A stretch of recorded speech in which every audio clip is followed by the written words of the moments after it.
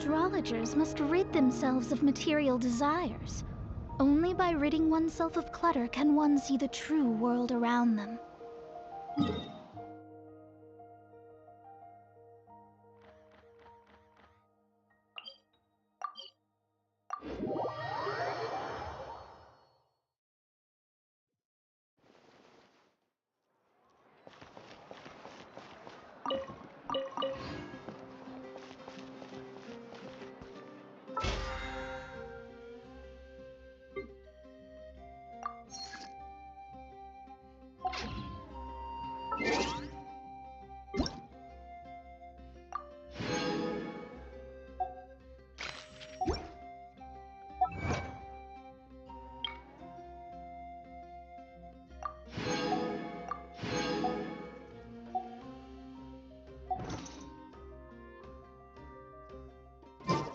Divination is about precisely foretelling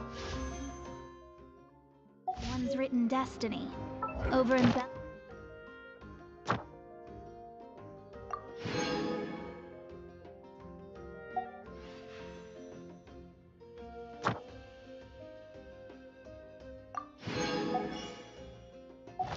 Publishing that fate only leads to misconception. Ad Astra Abyssosk. Thank you for Ad Astra.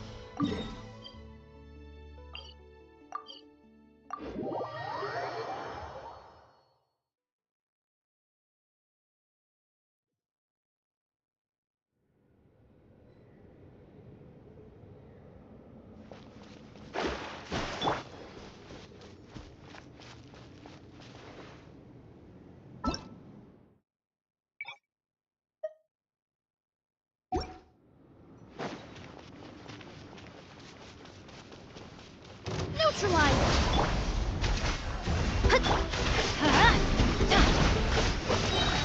I'm going in!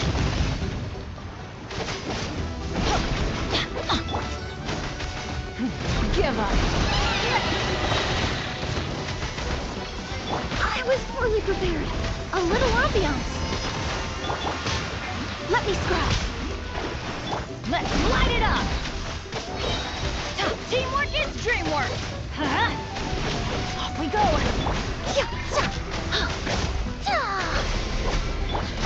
Fate is upon you.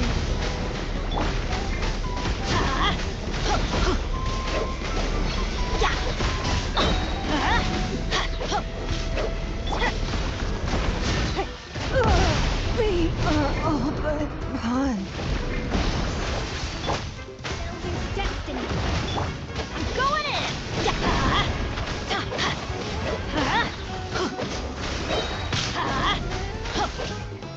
Let's light it up! Why do they never miss? Russian floral. Leave my space. Destiny cannot be denied.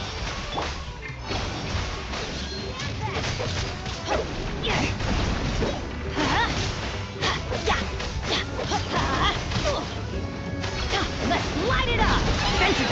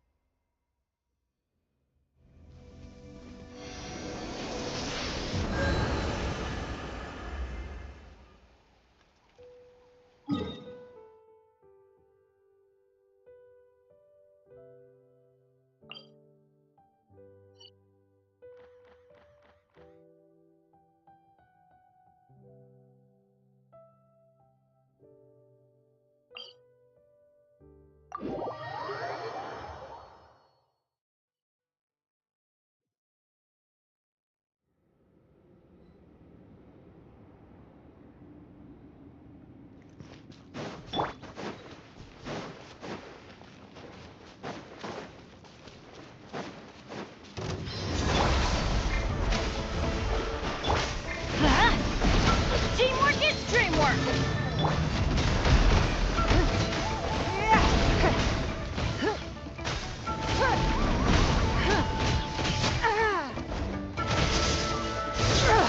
Blood repays blood. This will brighten up the place.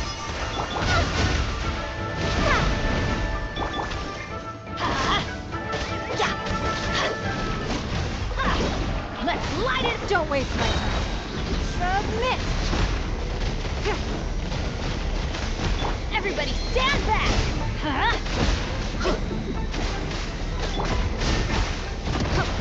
Give.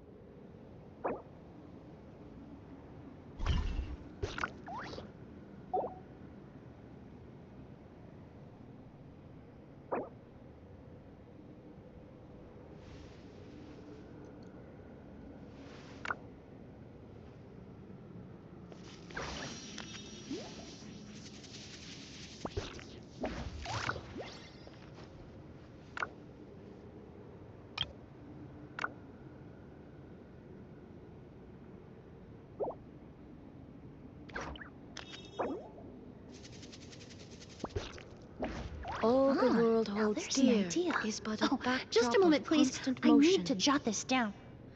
I stand before it, alone and unchanging.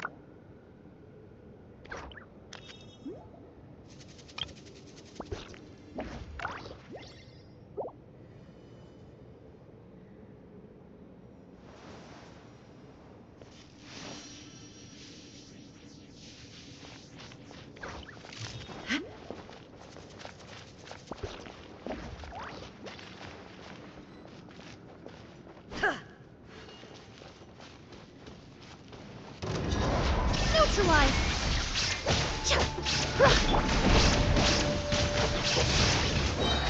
Teamwork is dreamwork!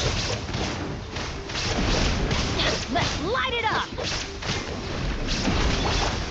Russian floral! That's a move! Everybody stand back! Now you shall perish! Let's light it up! Adventure time! This space needler really brighten up the place! Going in! Whoa! Let's light it up!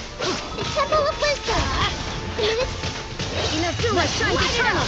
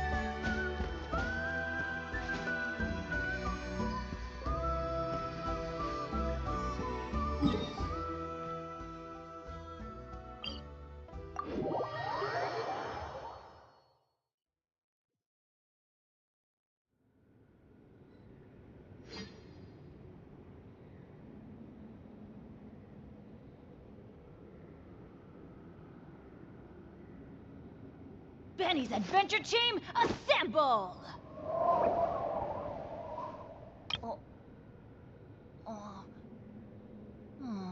Or not.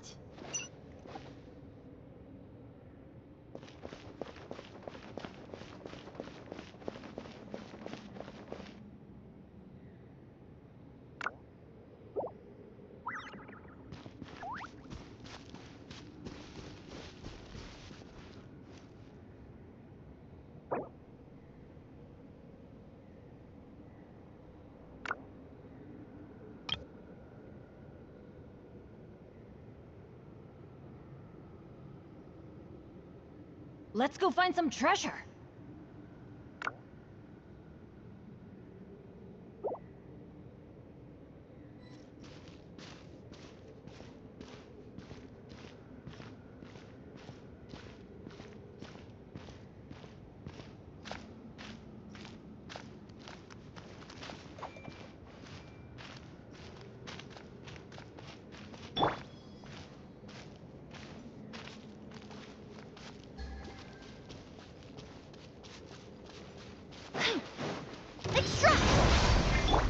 Teamwork is dreamwork!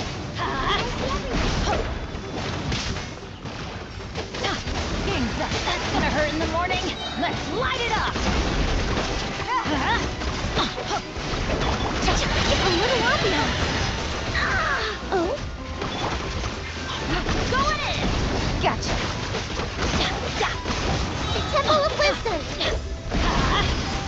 Things are about to get dicey. Let's light it up!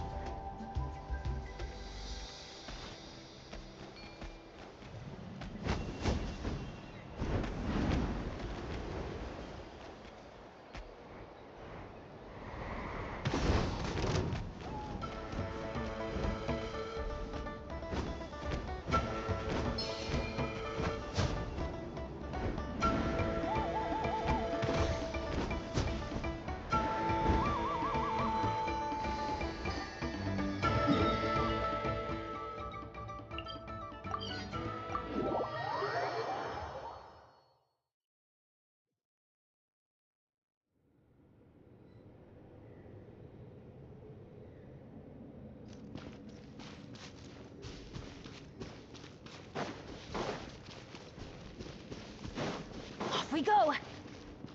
Adventure time!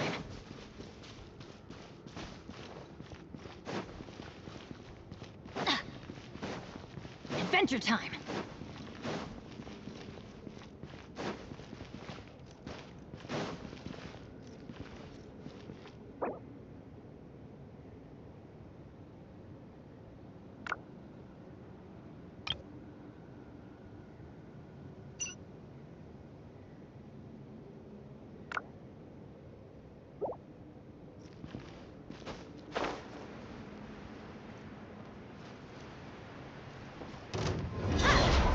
Let's light it up! This will brighten up the place. Make yourself a move. Teamwork is dreamwork!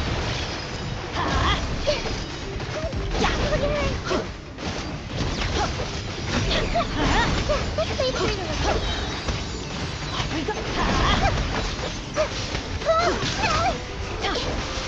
Committed to memory. The Adventure Temple of time! Wisdom. Everybody stand back! A little ambiance. Be free! Let's play freely. Light it up! Sharing my knowledge. Tell me what you see. Going in! Committed to memory. Roll. We're not too far now. Let's play freely. This will brighten up the place.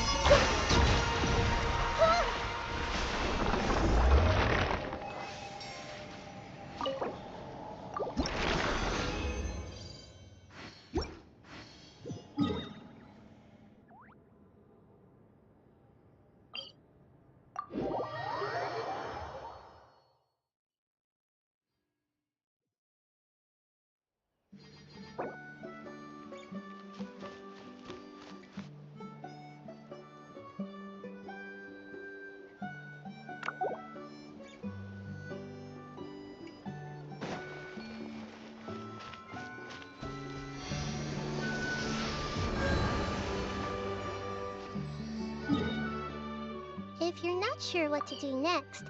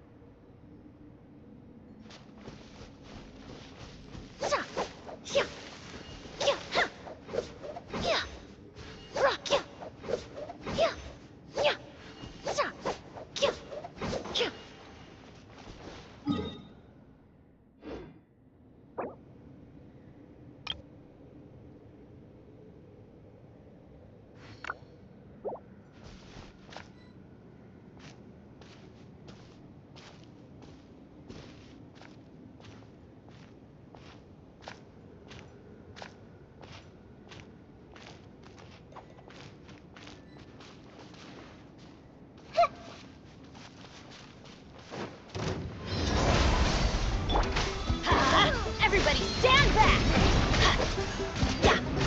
Let's light it up!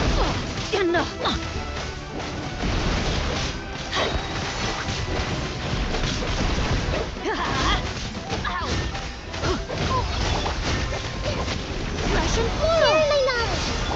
I'm going in! Committed to memory. Let's light it up! Them down. Let's light it up! Everybody stand! Make yourself a little ambiance. Roll.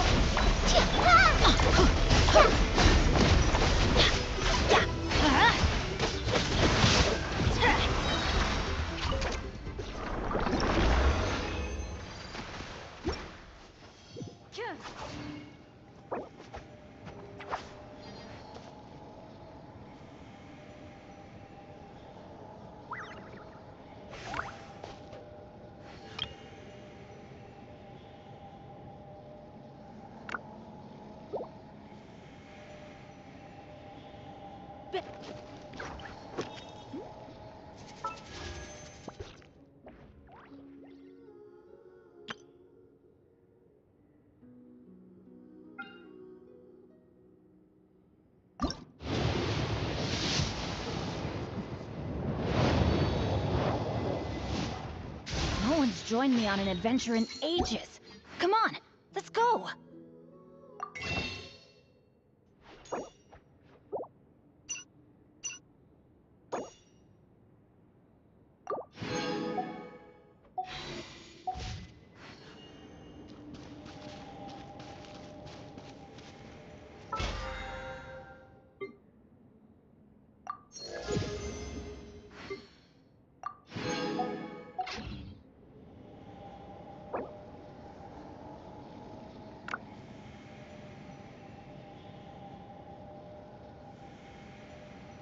Benny's Adventure Team, assemble!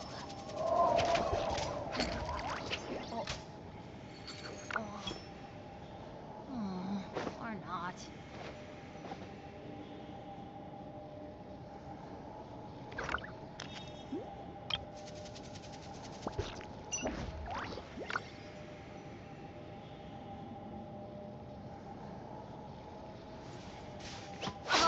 Ow!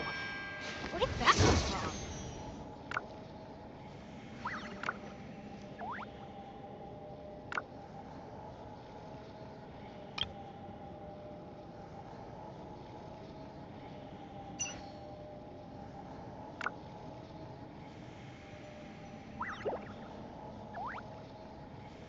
Benny's Adventure Team, assemble!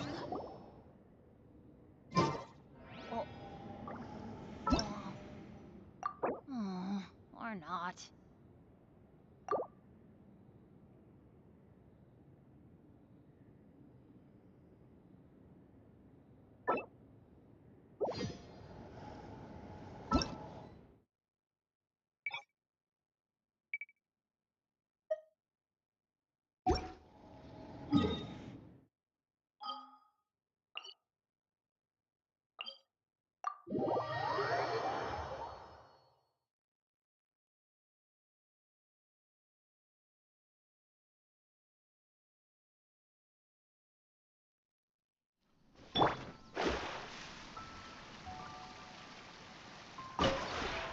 We have put...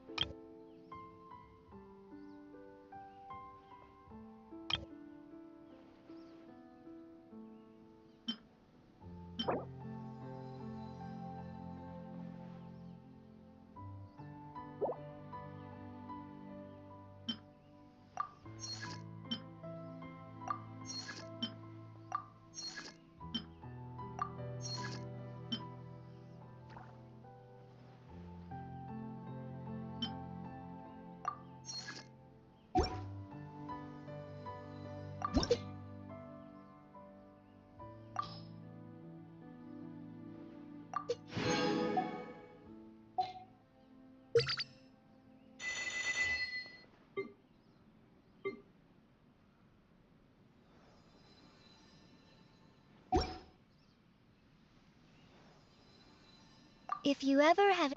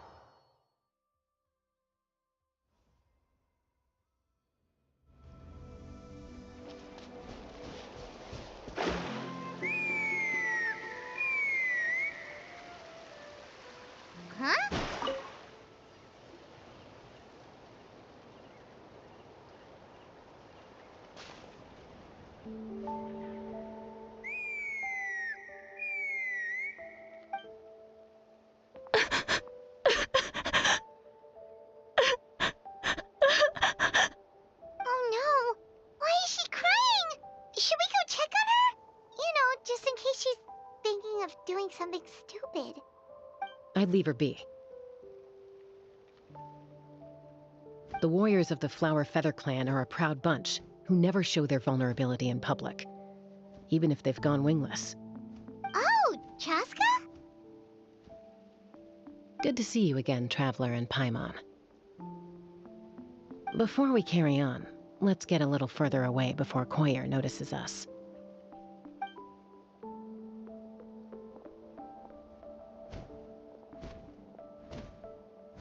So, that girl on the bridge, Koyer, you said?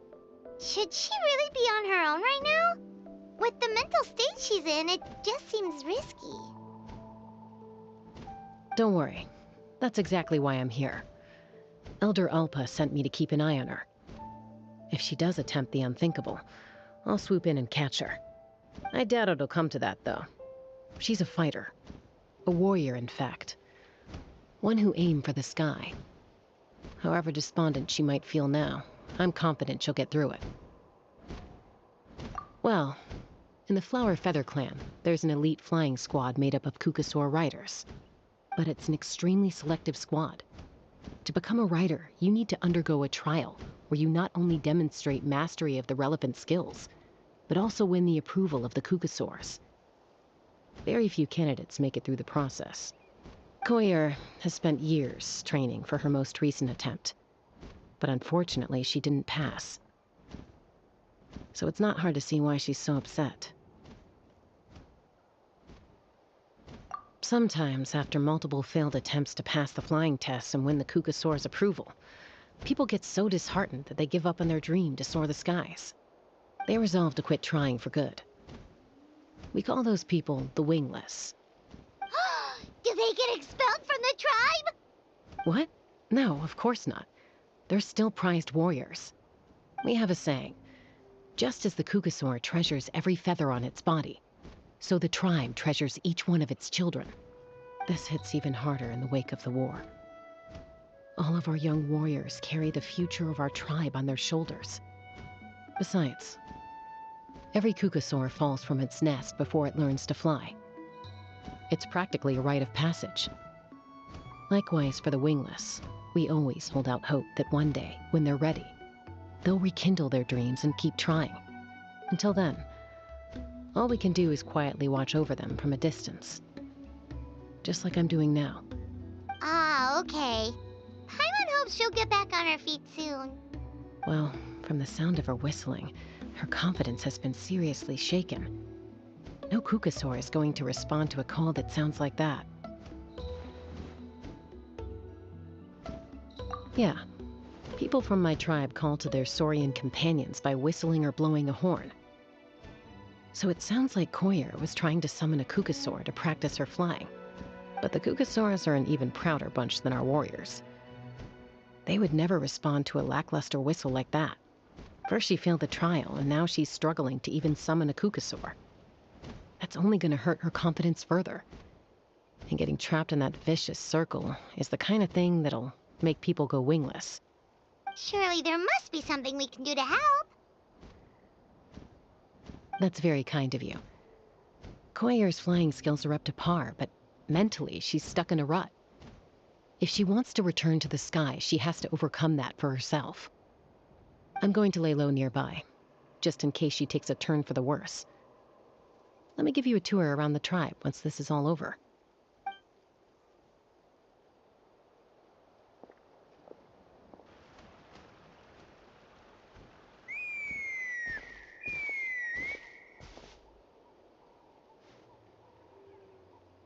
Koyer still isn't giving up. Even though Chasca said that she has to do this by herself, Paimon can't help feeling like maybe we can nudge her in the right direction. What if we could get a Kukasaur to fly up to her? That might give her the confidence boost she needs.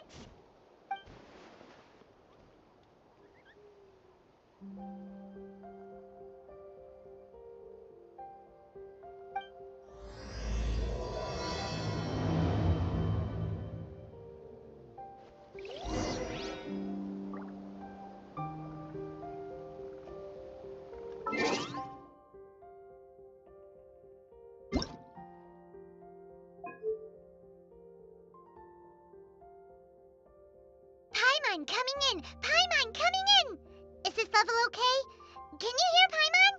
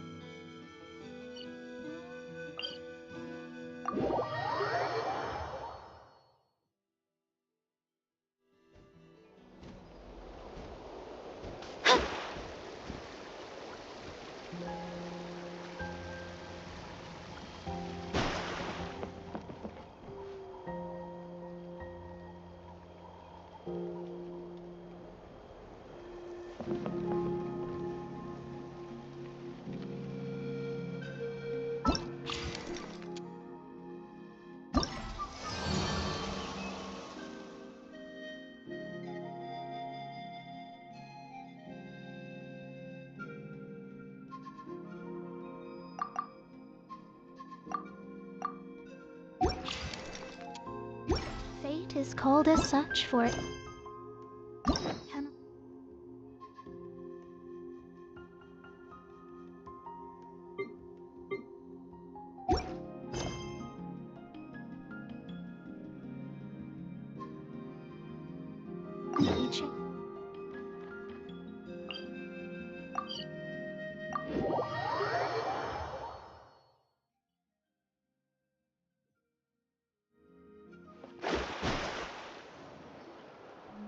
Wonder if we're allowed in here. Oh, the door opened all by itself. Taking that as a yes. Aw, the Tommy store from earlier. It's really here. Then let's go introduce ourselves.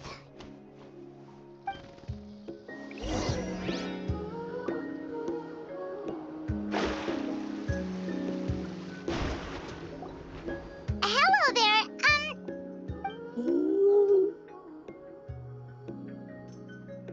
Okay. Probably doesn't understand what we're saying.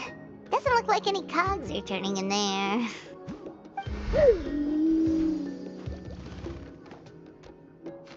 Whoops! Sorry! No offense intended!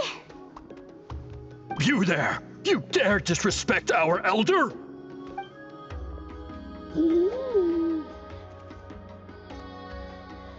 Oh, you mean...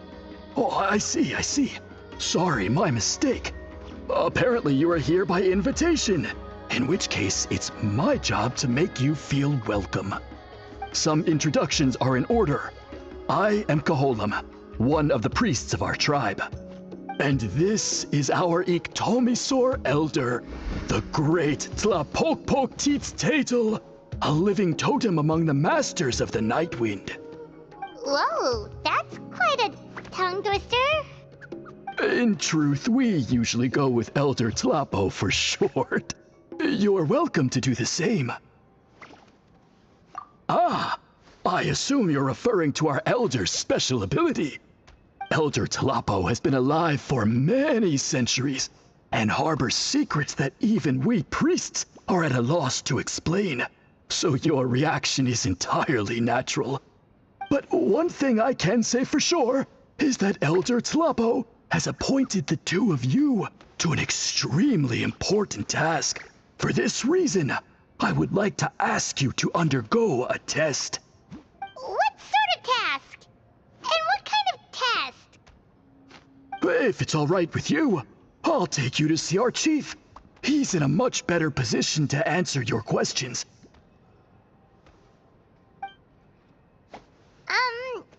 Okay, sure. Very well. Then please follow me. You can use this scroll to go directly to the obsidian altar, where the chief is. Don't worry, it's just one of the many mystical abilities of our tribe.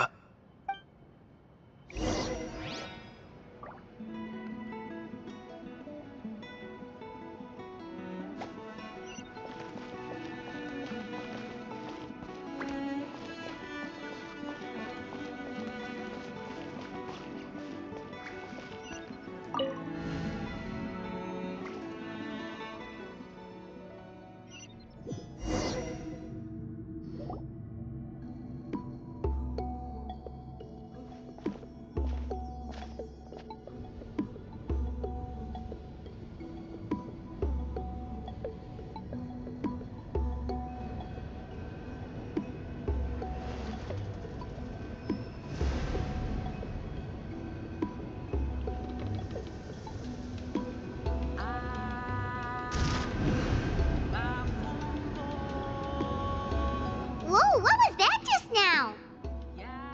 One of the routine duties of a priest. We attempt to contact the spirits of our ancestors to seek epiphanies and revelations. The chief is just over there. Please wait here while I have a word with him.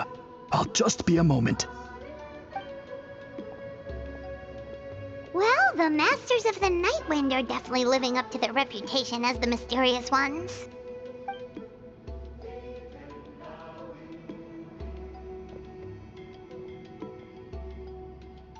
All right, I've told the chief why we're here, and now you may speak with him. Right this way. So, you two are the appointed ones. I am Chief Biram. Welcome, and thank you for your patience. So tall. Unusually so. Yes, I am aware, but I assure you, it's no cause for alarm.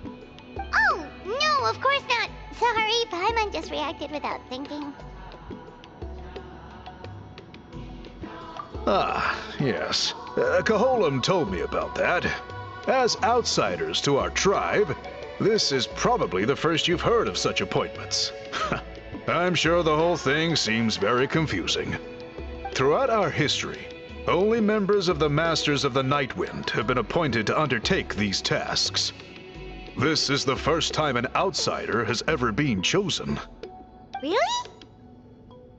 Allow me to explain.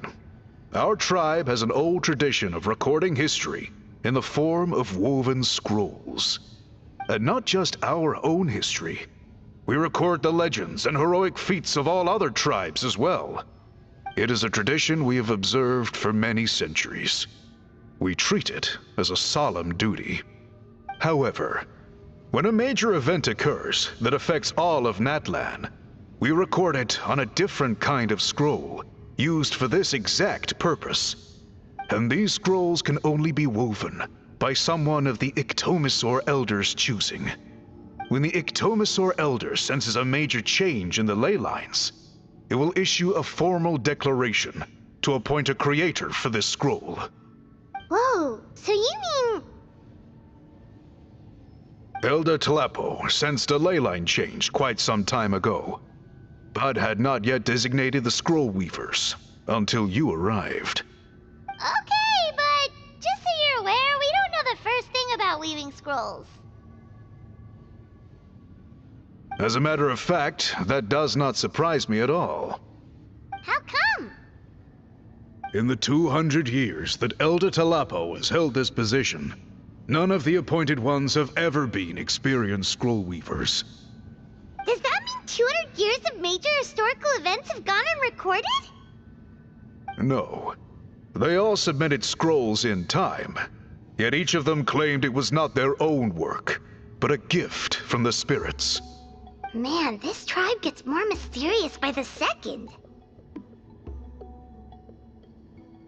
Yes, well, that is the part that troubles me.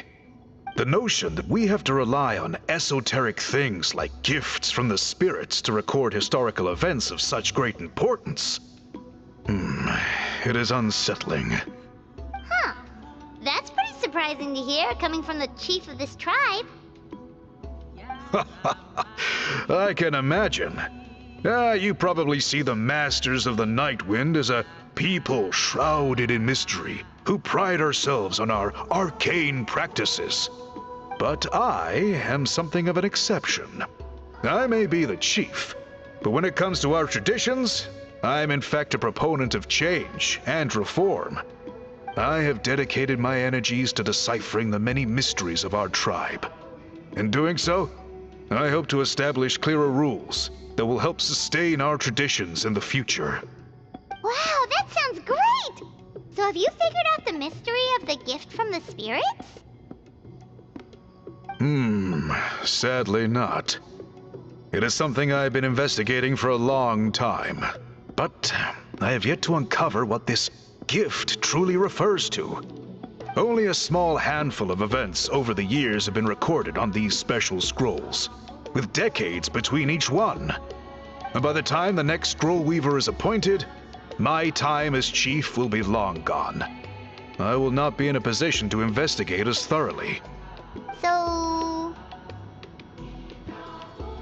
While I haven't gotten to the bottom of the matter, I have made some progress. But the only way I can develop my theories further is with the cooperation of the Appointed Ones. Precisely. It's nothing to be worried about. Simply a means of validating my current hypothesis. It shouldn't take you long, nor will it put you in any danger. I can explain everything in detail when we get to the site of the test. But first, please wait a moment while I change out of the soul-shielding cloak. This garb is one of our important cultural relics, handed down by generations of chiefs.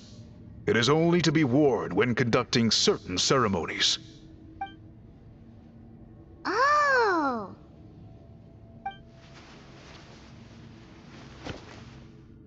Please, follow me.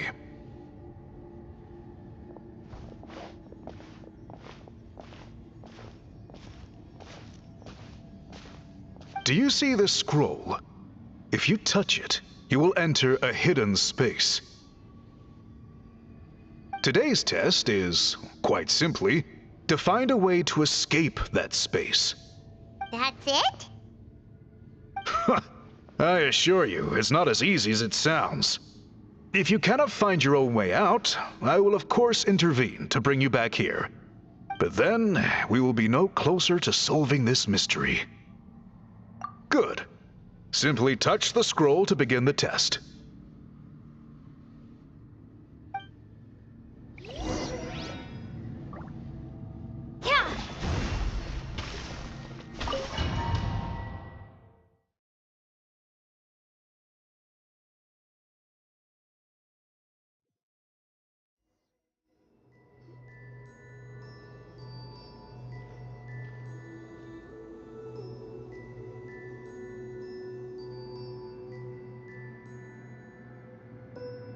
Whoa, we really did get teleported.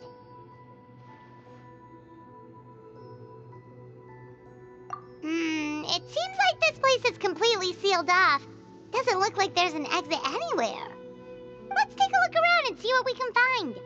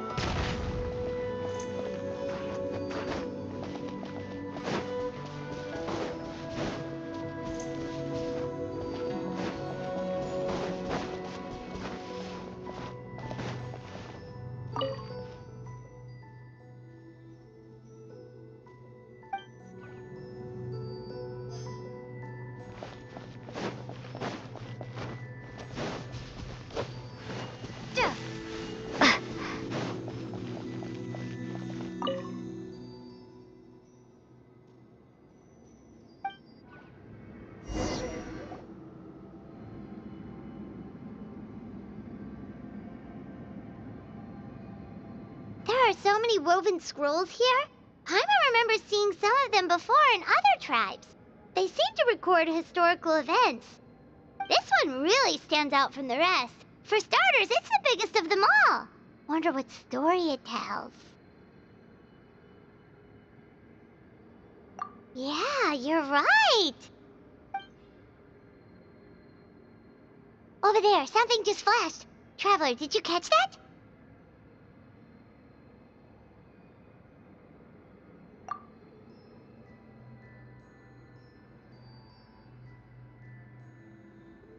Oh, right. Paimon's with you.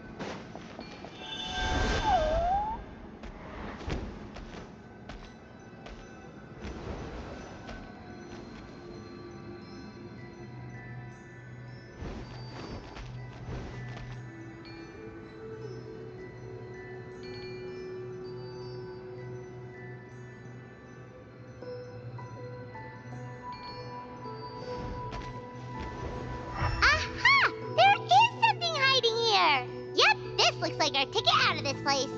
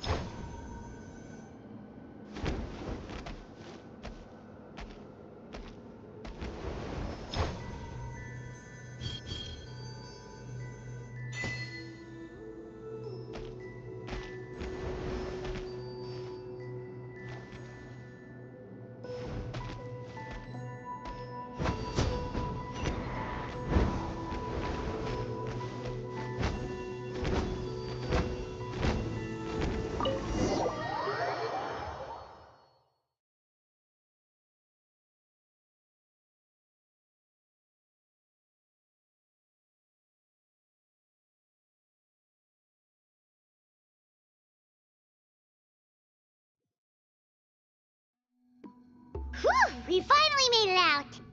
It is just as I thought. You are indeed capable of undertaking this mission. Yes. You saw many distinctive-looking scrolls there, didn't you? Sure did. This specific kind of scroll was left to us by our ancestors. Upon investigation, I discovered what sets it apart is the use of a color not featured in ordinary scrolls. It is a most mysterious color that most people cannot even detect.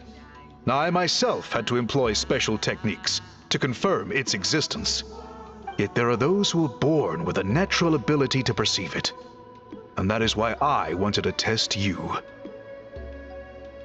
You mean... That space you just entered was an exhibition room for storing this variety of woven scrolls. Centuries ago, a great shaman by the name of Huitzilin put in place a security measure so that anyone who entered the room without permission will become trapped inside. It exists to this day, and although I have not managed to decipher how it works, I have at least found out how to turn it on and off. Once someone is trapped inside, it is all but impossible for them to escape without outside help, unless they share the great shaman's ability to perceive that strange color. Clearly you must have this ability, which leads me to believe that our Ictomisaur Elder can sense this ability in people, and that it appoints a scroll weaver on this basis. Another secret power? Traveler, you are full of mysteries. Still, having this ability doesn't change the fact that neither of us know where to start with weaving a scroll. Don't worry about that. The method for weaving this kind of scroll appears to be largely the same as for an ordinary scroll.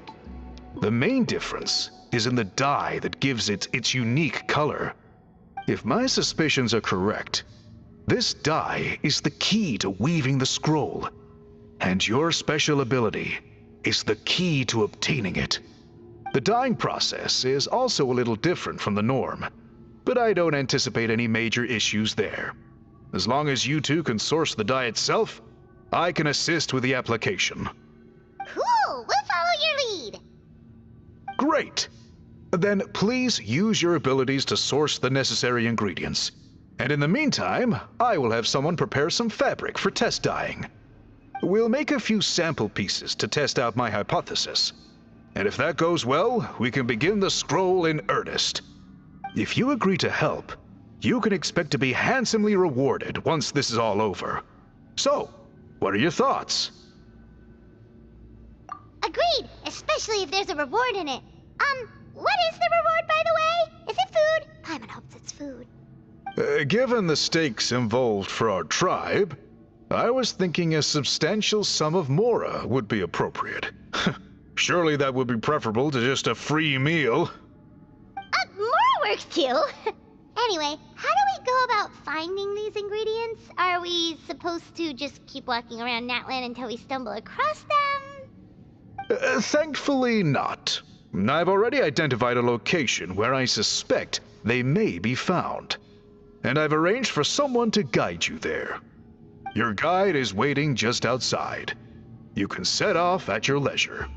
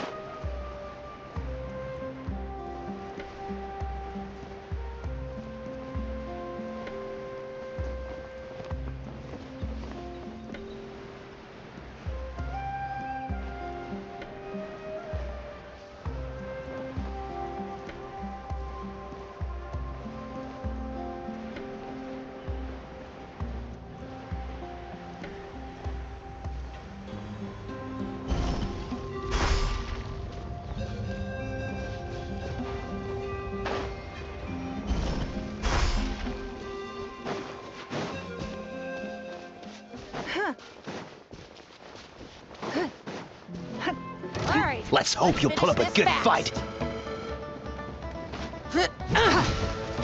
Don't waste my time. Here comes the Neutralize! Storm! Written in the stars! I'm going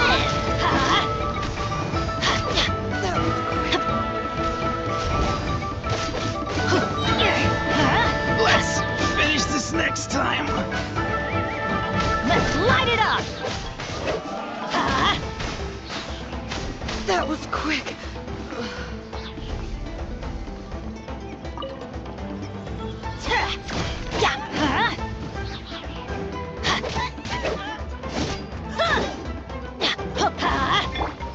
It's nothing.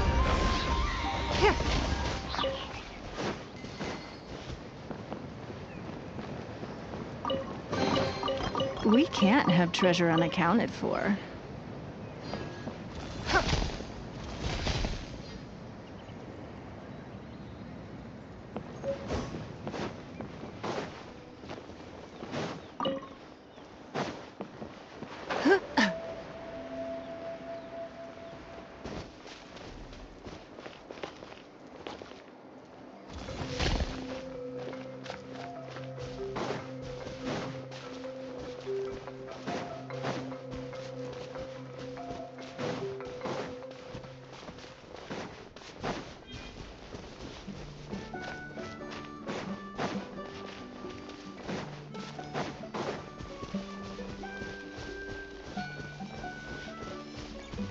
All right, let's finish this fast. Here comes another.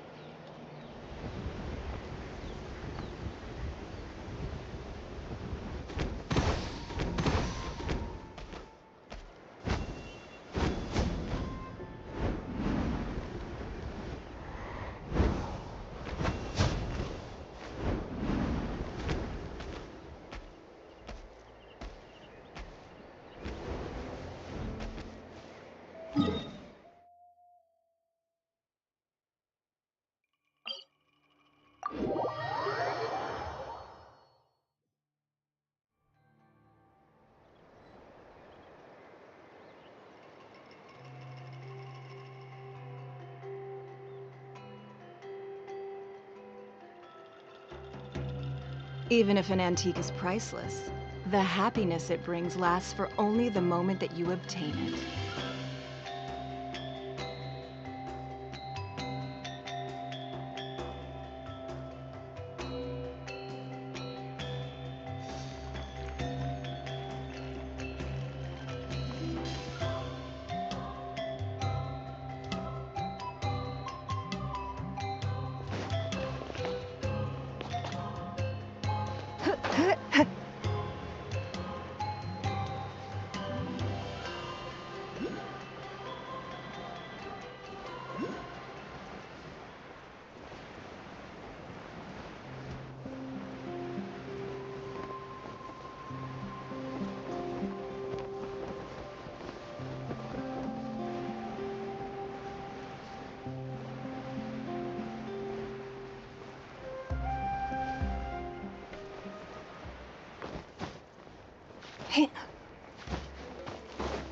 Huh.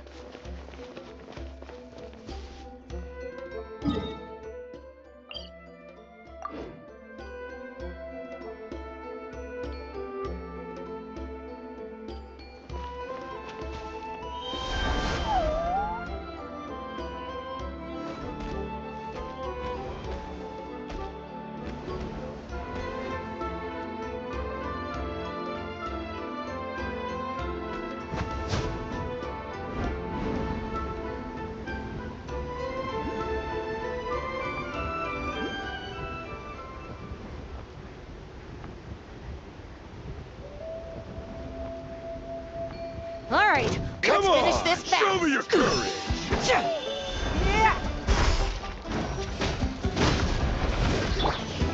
extract! Shadows of fate! Let's light it up! Everybody stand back!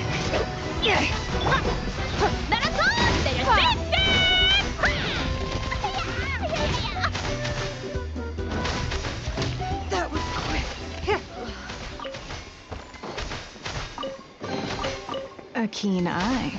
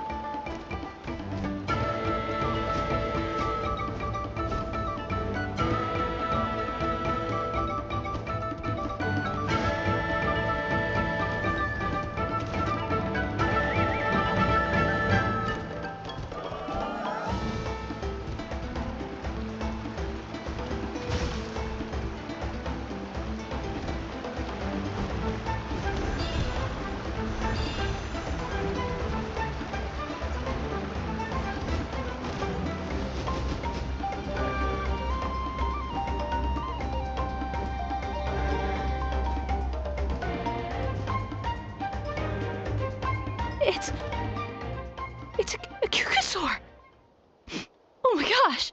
Is this really happening? I did it! I summoned one!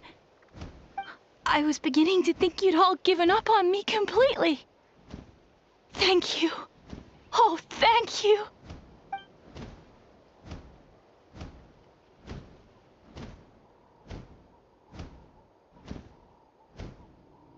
Excuse me?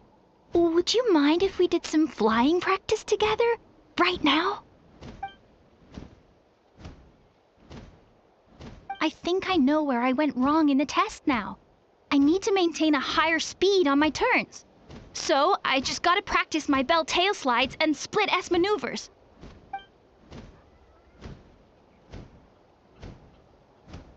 Also, I really want to try some stall turns and cobra maneuvers.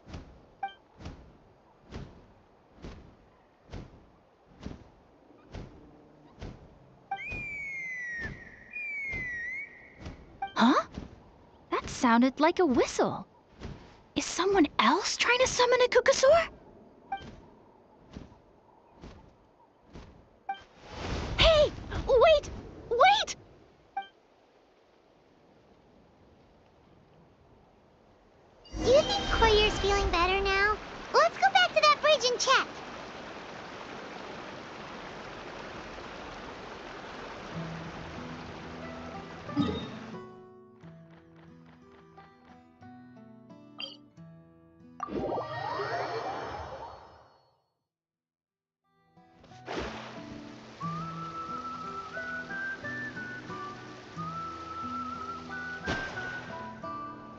Chasca!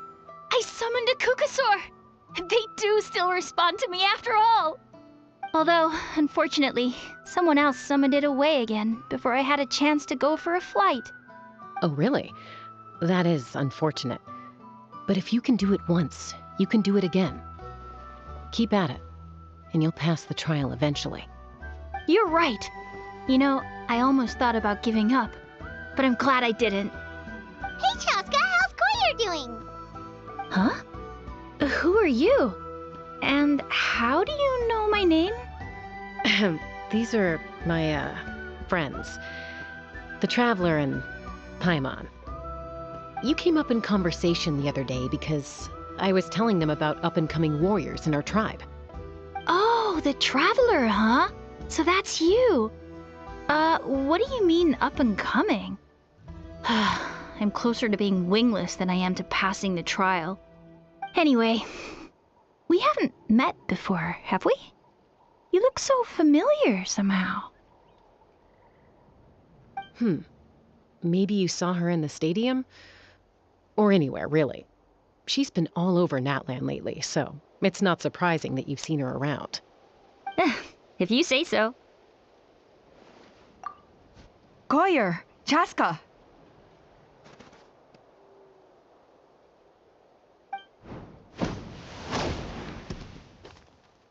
Here you are. I've been looking everywhere for you two. Oh, Elder Alpa! What's the matter?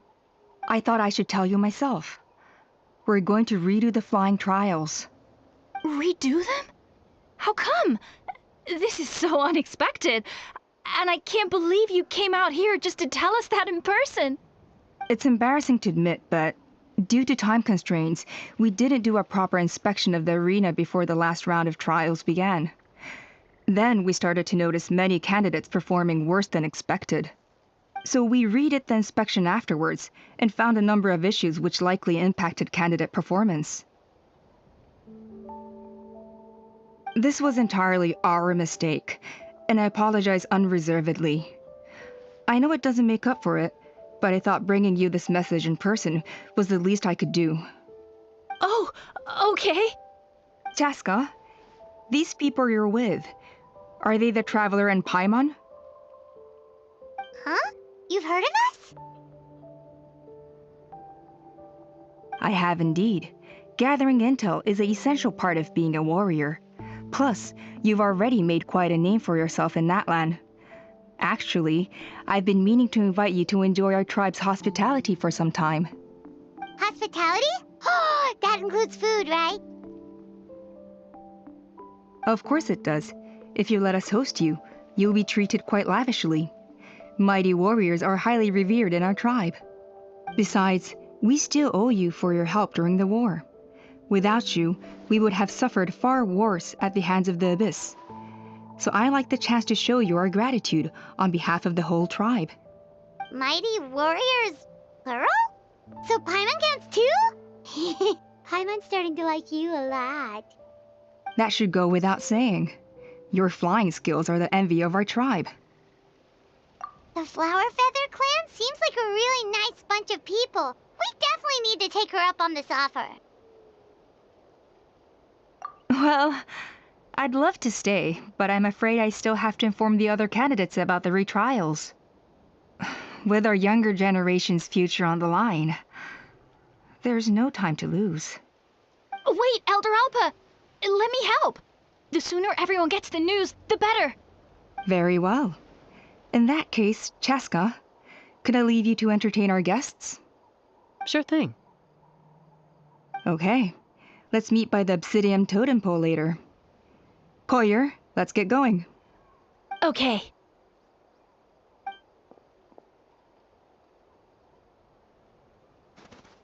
All right, they're out of earshot.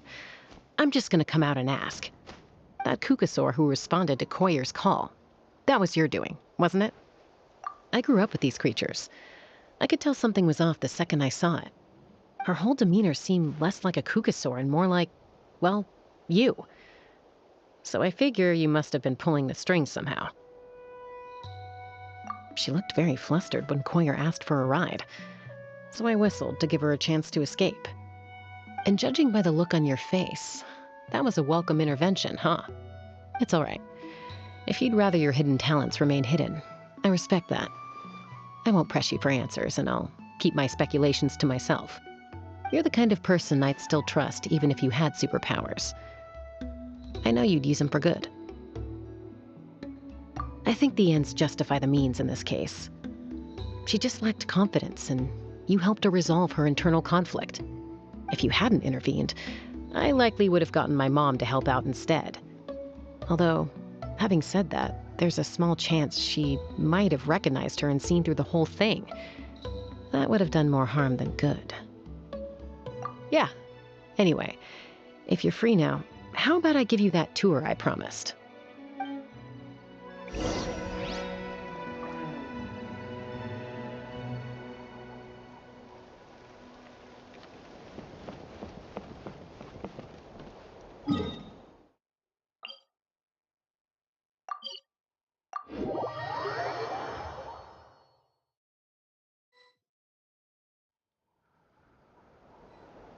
Astrologers must rid themselves of material desires.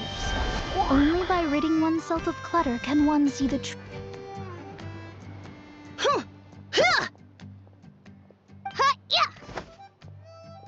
Ready? I'm gonna get you! Uh-oh. Are they fighting? Should we try and break them up? They're fine. Just doing their daily combat training. Combat training? A little young for that, aren't they? Not to us. We're a tribe of warriors. In ancient times, we were the most elite troops in the nation, responsible for patrolling and defending all of Natlan. And even though times have changed, we've kept our martial spirit alive. Hey, is that Chasca? Chasca! You're back! Oh, can you come train with us? Now's not a good time, I'm afraid. I'm showing the Traveler and Paimon around. Maybe next time. The Traveler and Paimon? Wait, you mean that legendary warrior and legendary flying expert? Legendary? Yep, that's us, all right. Awesome. It's so cool that you can fly without having to ride a cuckoo-soar. Even Chasca could only do that for short distances. Miss Traveler, can you teach me some cool sword tricks? Oh, Miss Traveler! My family's shop makes the best volcano cake! You gotta try it! Let's behave ourselves, everyone. These people are here as our guests. They're going to meet Elder Alpa in a few minutes anyway. Kotini, instead of being jealous of other people's talents, why not work on developing your own? Kapak, there's no point in trying any cool sword tricks until you've mastered the basics. Have you done all your sword drills today? And Yatlan, easy does it, okay? Not every conversation has to turn into you plugging the family business. Okay.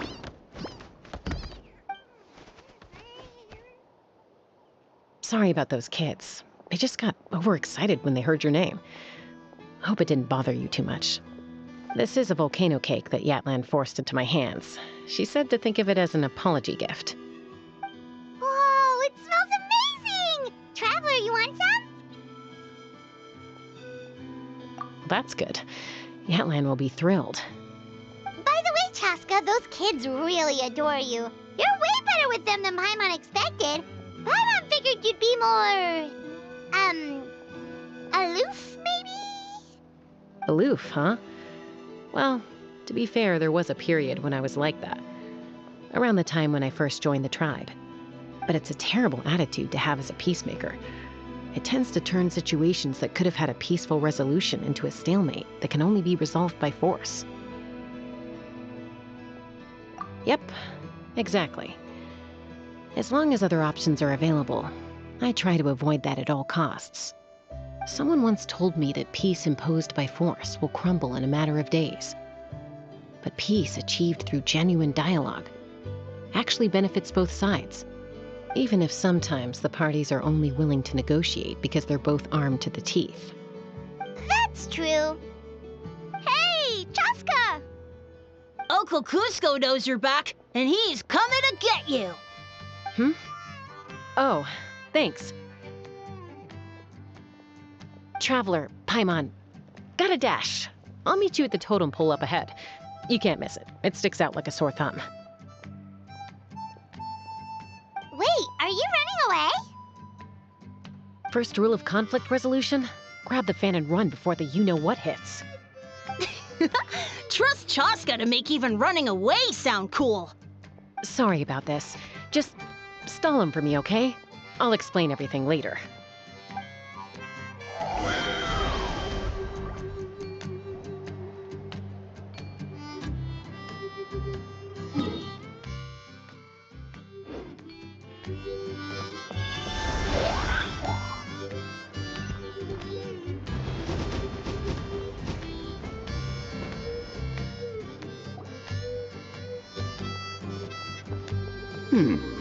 A golden-haired outlander and a white flying object.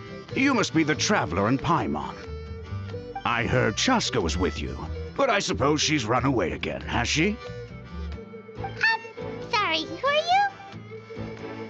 Who am I? Only her father. She's supposed to go for a checkup every 3 months to see how her abyss condition is doing. We both agreed on it. But she's already missed 3 checkups this year. That's 3 out of 4. Yes. She got exposed to abyssal energy as a young child. Then her birth parents abandoned her. It's lucky those wild cuckosaurs found her when they did, or she wouldn't have made it. They took her under their wing and raised her as one of their own. Eventually, some riders out on patrol spotted her and brought her back to the tribe. But she was practically feral at that point. The moment you took your eyes off her, she'd be getting herself into a fight, or she'd run away to be with the Saurians. She seemed to prefer them to her own kind. She might as well have been a Saurian in human form. That must be the aloof period she mentioned, right? We later discovered that her exposure to the abyss had planted seeds of conflict in her heart. So, we started trying to bring it under control. But ultimately, she's the only one who can control it. Anyway, she's much more human these days. Yeah, don't worry about her. She seems pretty stable to Paimon.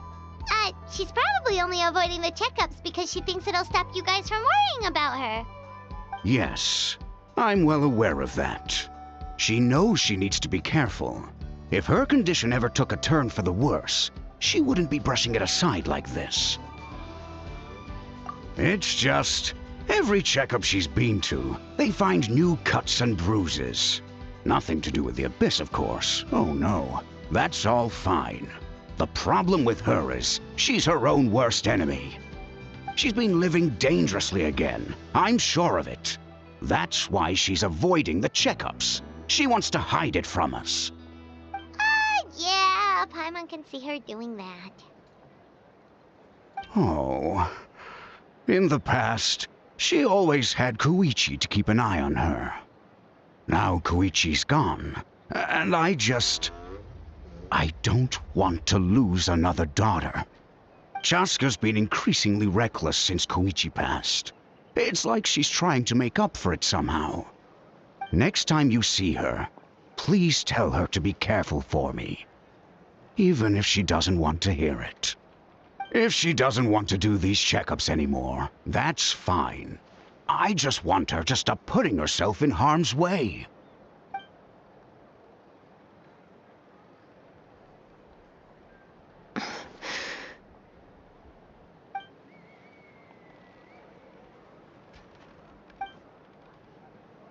Whoa, where did the time go? We should be back up with Chasca before it gets any later. To get to the totem pole, we need to head north, right?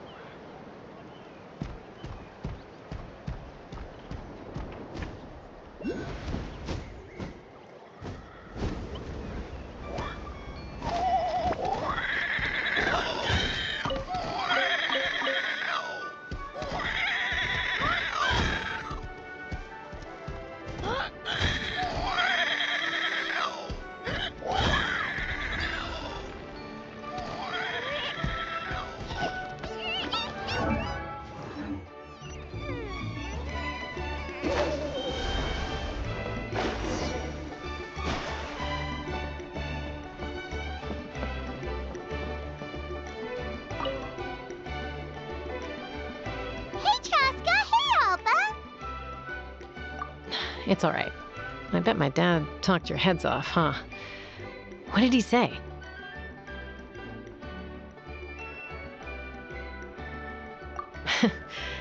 I was sometimes a little impulsive back then. That's putting it mildly. The memories. It feels like it was only yesterday when we brought you back and had Cusco and his family take you in.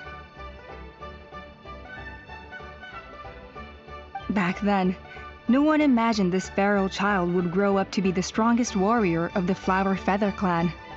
Huh? You were the one that brought Chasca back to the tribe?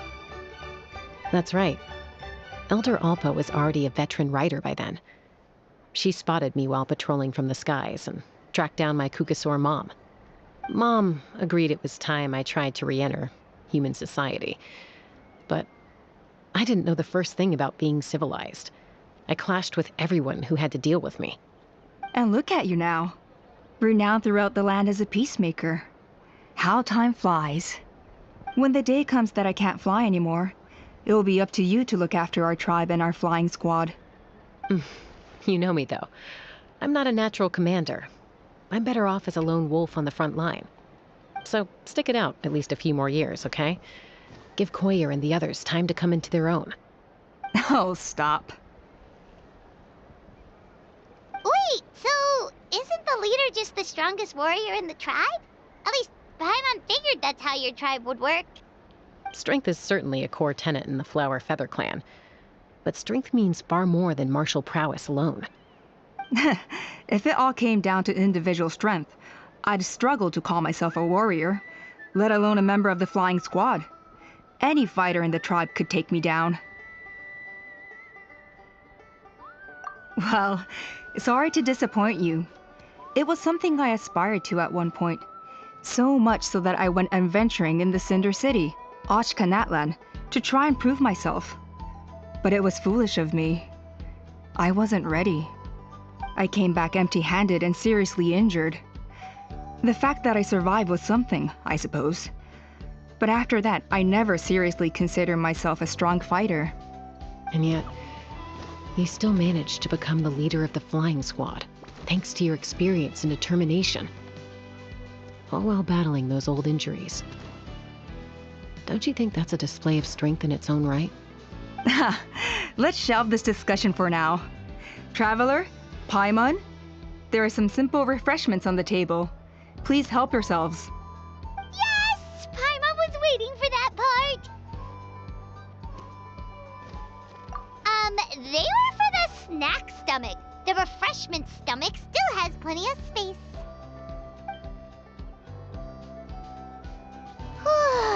Paimon is so full. Well, if you're enjoying our hospitality, feel free to stay with us as long as you like. Elder Alpa? Something's come up. Hmm? What happened? Is it serious? Shall I deal with it? It's... Some merchants showed up, not from our tribe. They said they're here to discuss some potential collaboration with us. Why now? This is terrible timing. There are a few winglets that we haven't managed to reach yet, and we still haven't inspected the retrial arena.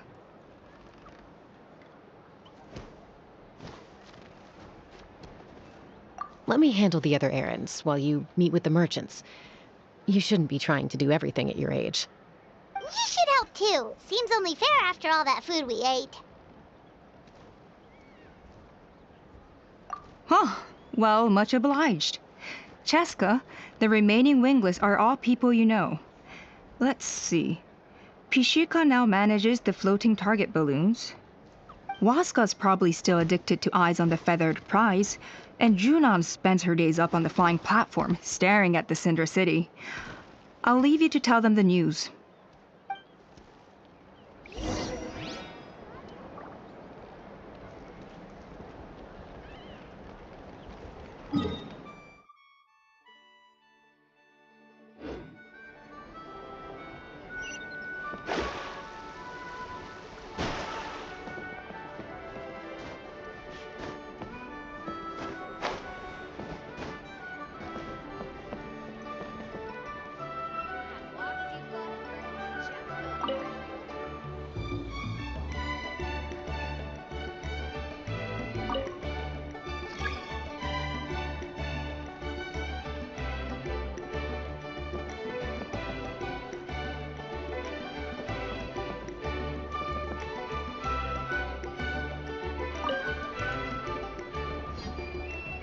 Are you sure you don't want to reconsider, Pashika?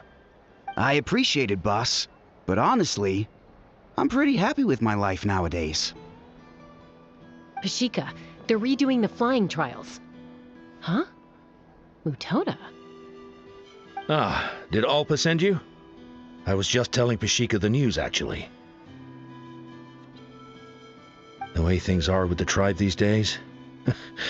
I mean, you don't need me to tell you. This here is no future for a seasoned warrior like you. Ah, come on, boss. Do you have any idea how long it's been? I've been wingless for years now. I'm not cut out for that anymore. Of course, I'll do my part if we ever need to defend the tribe. But there's really no point in me trying out for the flying squad now. I've already made my peace with it. Not everyone has what it takes to return to the sky after going wingless. Elder Alpa's perseverance is something else. And it's okay if I'm not destined for greatness. I might not have the Kukasaur's approval, but with my hot air balloons, I can still reach the skies. Handling these balloons every day, seeing how the customers react, the looks on their faces, that's enough for me. Finding something you love doing can be just as hard as passing the flying trial. It's worth holding on to. Fair enough. It's your choice. I won't force you. Oh, by the way, you should try taking a balloon ride if you've got the time. Once you've been up there for yourself, you'll see why I love it so much. No problem. If you ever want to give it a try, you know where to find me.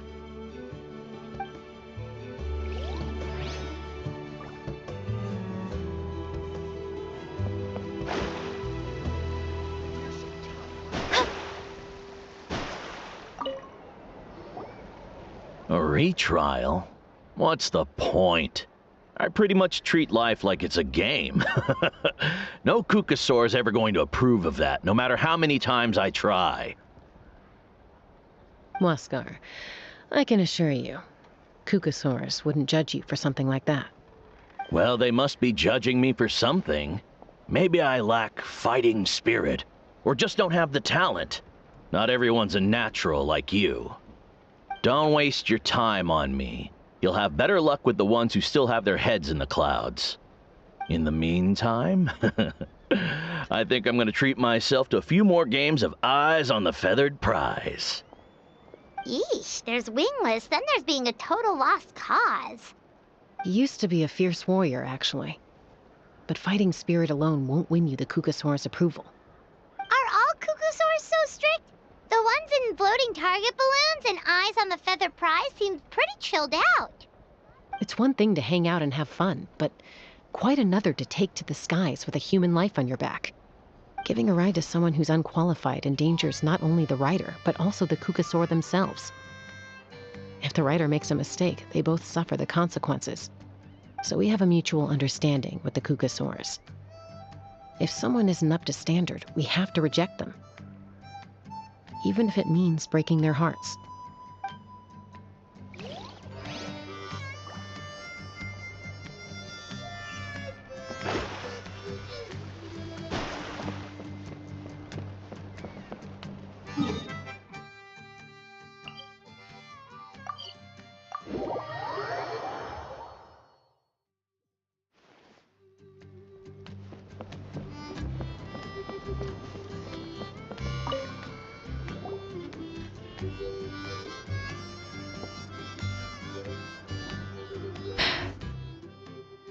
Hey, Junan.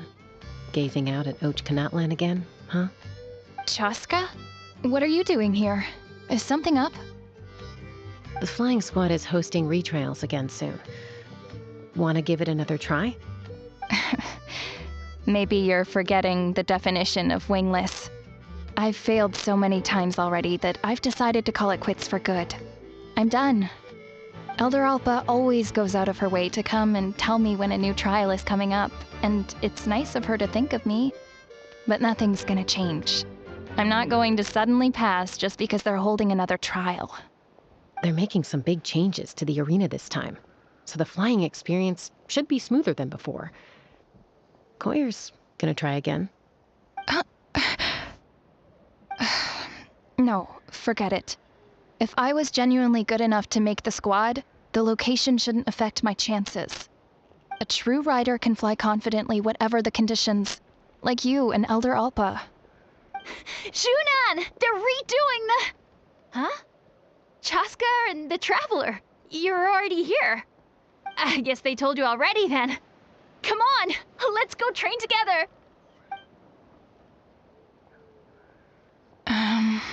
I'm gonna sit this one out. What? Why? But you've always looked up to Elder Alpa. She went wingless after her injury and spent years drifting, but even she came back and made it in the end. If she can do it, why can't you? I mean, I don't have that kind of perseverance. And besides, the last thing I want to do is fail in front of her yet again. Oh, come on. You know you don't need to worry about that. Alright, well, how about we just treat this as you being my mentor? Then will you train with me? I mean... Enough umming and ahhing. Let's just get up in the air and figure it out as we go. Wait! Hold on, slow down! I can't keep up! Well, that's one way to do it. They've been best friends since they were kids. If anyone knows how to get Junan out of a rut, it's Koyer. You helped Koyer deal with her internal conflict, and now she's done the same for someone else.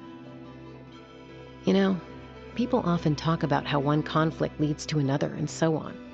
But sometimes in life, things spiral in a good direction instead.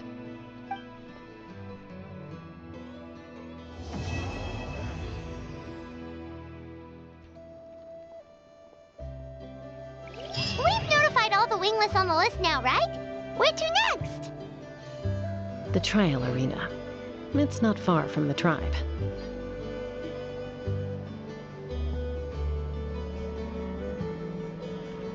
It's not like I'm not trying.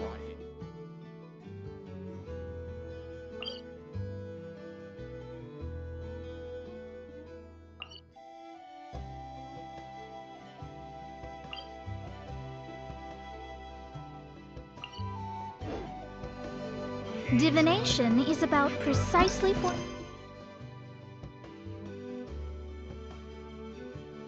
telling one's written destiny. Over...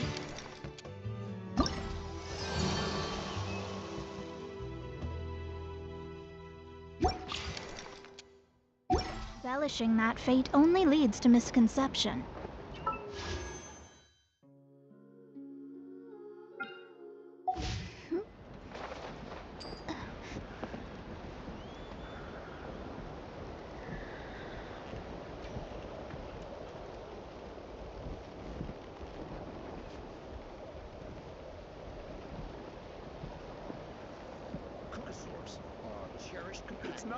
Astrologers must rid themselves of material desires.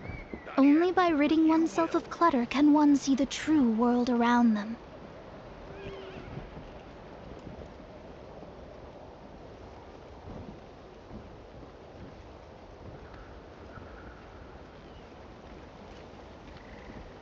Cucosaurs are our cherished companions. It's not like I'm not trying. I'm giving it all I've got. Keep trying. You got this. Not yet, but you will.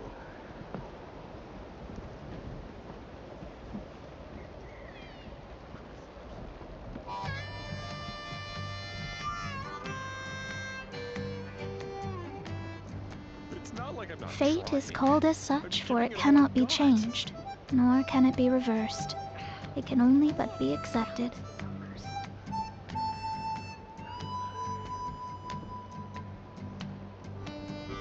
Keep trying. You got this. Not yet, but you will.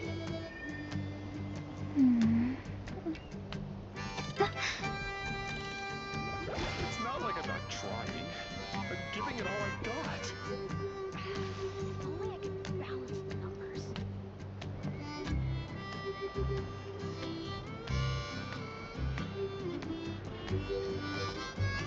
Keep trying. You got this. Not yet, but you will.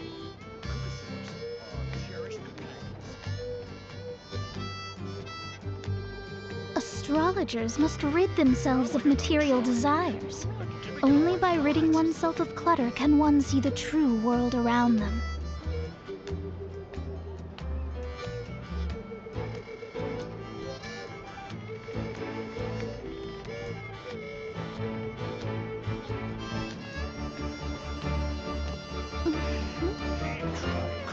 You got this. Cherished companions. Not yet, but you will. Only I could balance the numbers. It's not like I'm not trying. I'm giving it all I've got.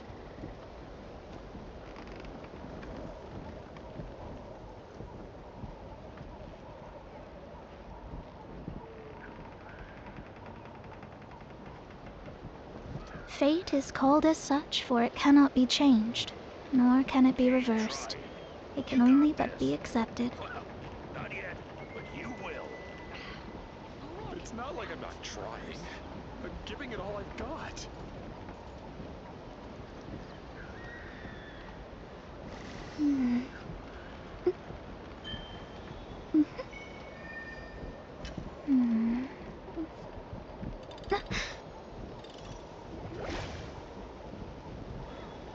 Keep trying. You got this. Not yet, but you will. It's not like I'm not trying. I'm giving it all I've got. Cougasaurs are cherished companions.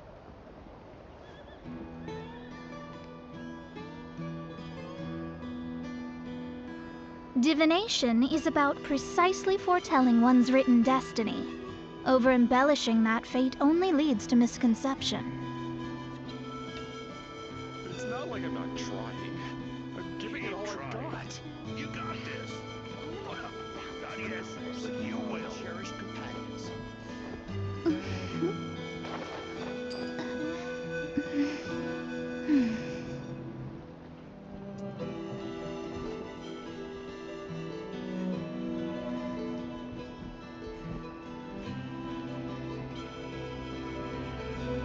It's not like I'm not trying.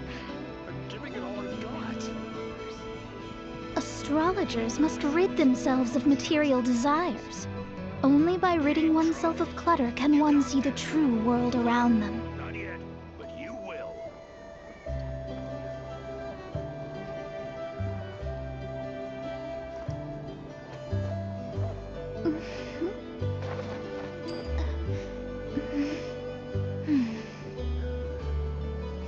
It's not like I'm not giving it all I've got.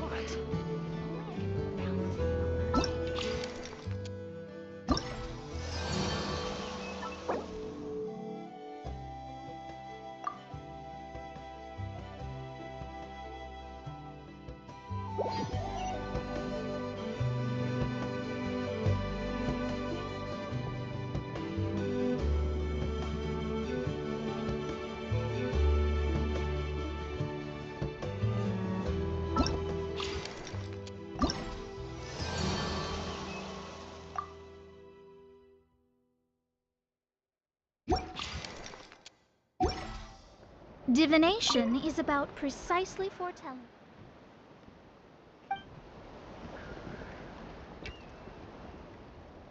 Decided by destiny. Cherished companions.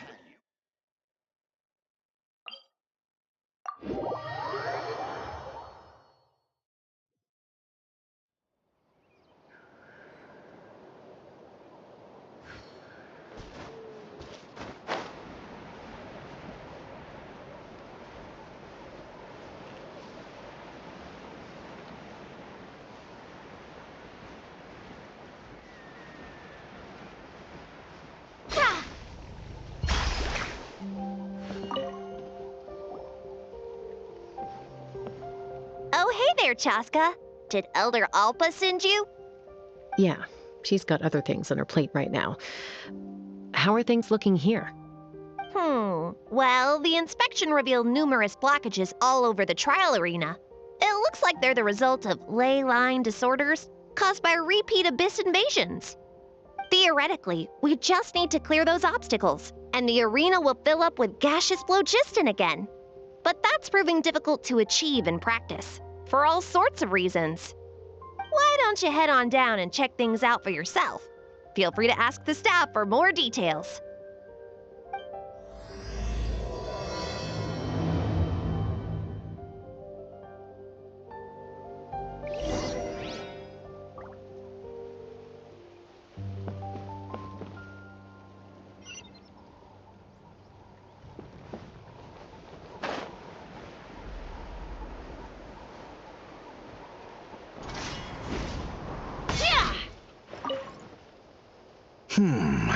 I think it should be possible to clear this spout with just a few hard hits.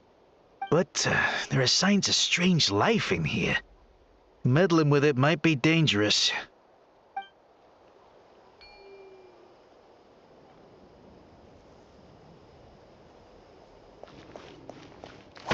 Yeah, take me up. Come on! Hey! Monsters! Open fire! Coming in. Coming in. Open fire!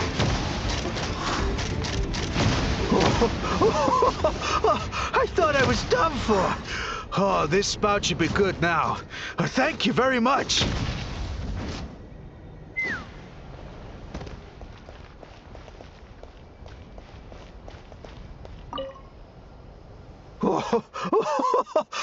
I thought I was done for. Oh, this spout should be good now. Thank you very much.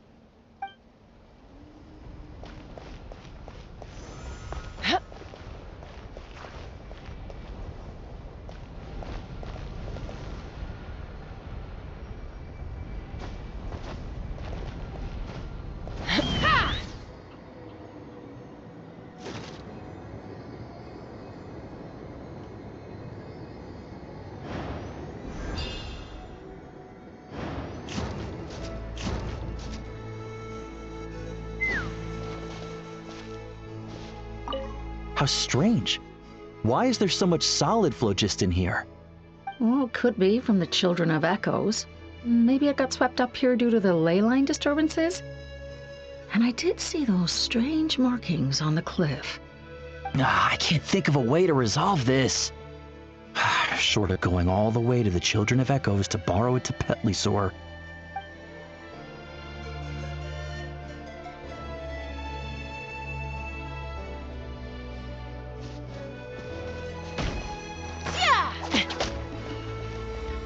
Let's fly!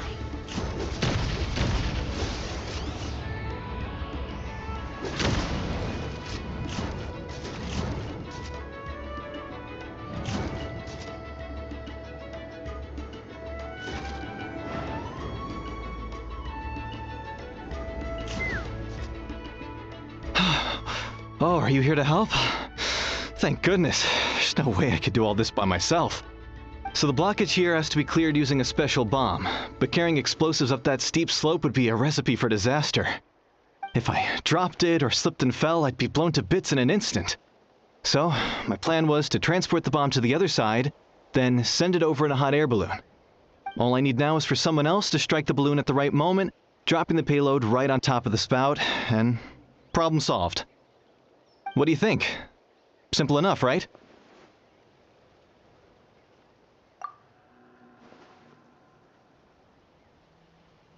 Huh?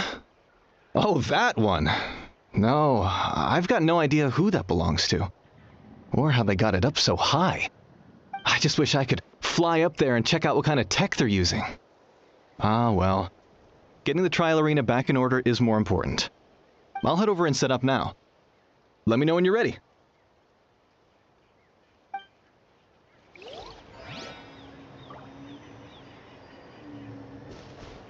All right! Get ready!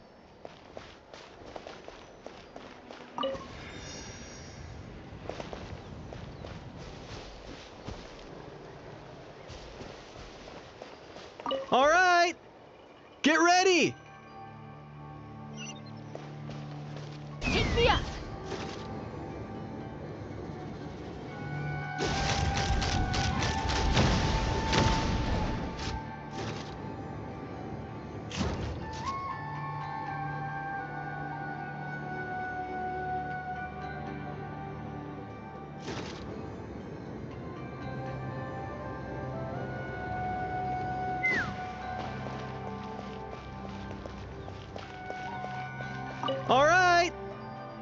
ready!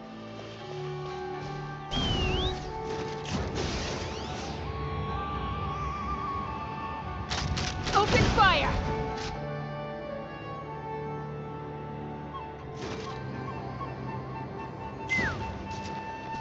All right!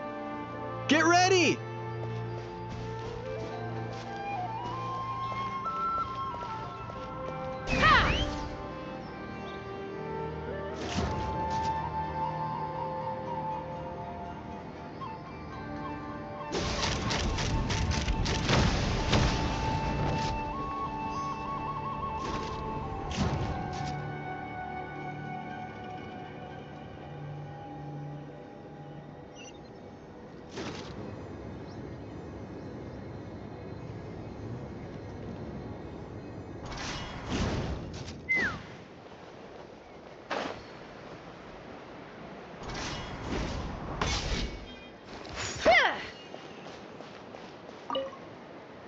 This is crazy. I put all of my strength into it, but it just won't break. Maybe Inkanak was right after all. If a stable structure is formed inside the solid phlogiston, I'll need to hit all the weak spots at the same time to break it. But how am I supposed to do that?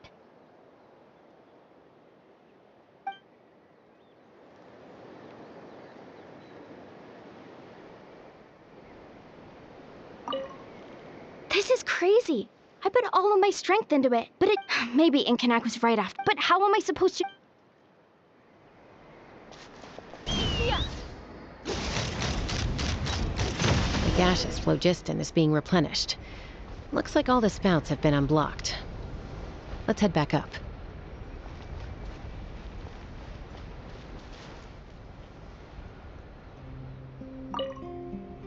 Ah, so that's how you do it. Amazing!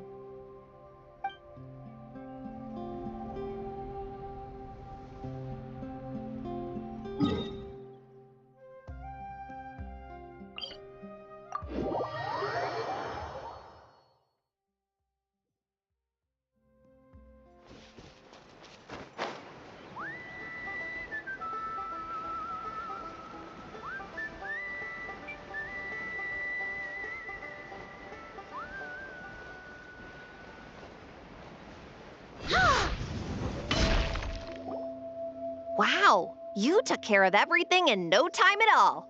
Incredible work.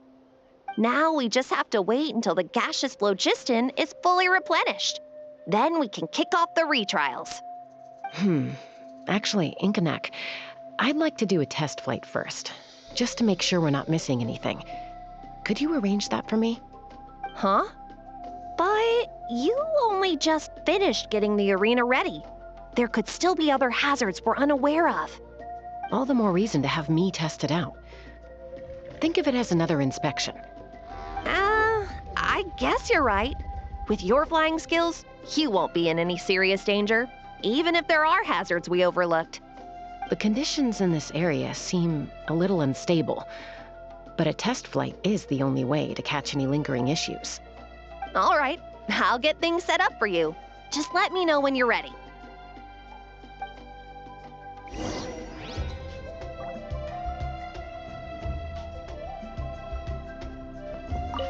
Are you ready? This should be a piece of cake for Chasca, but still, try to be careful. All right, then spread your wings and fly.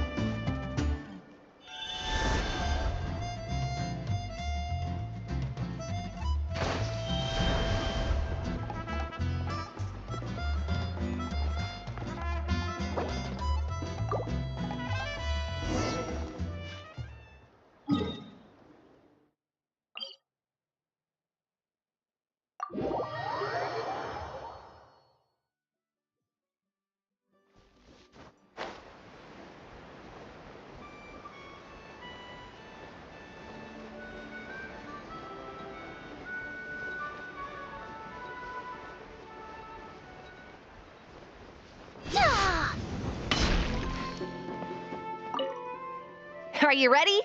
This should be a piece of cake for Chasca, but still, try to be careful. All right, then spread your wings and fly.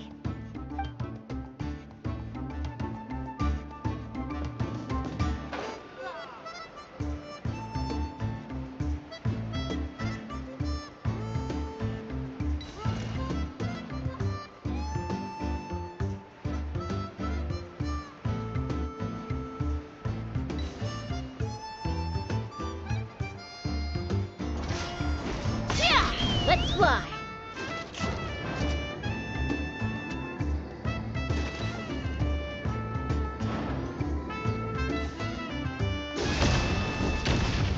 Yeah.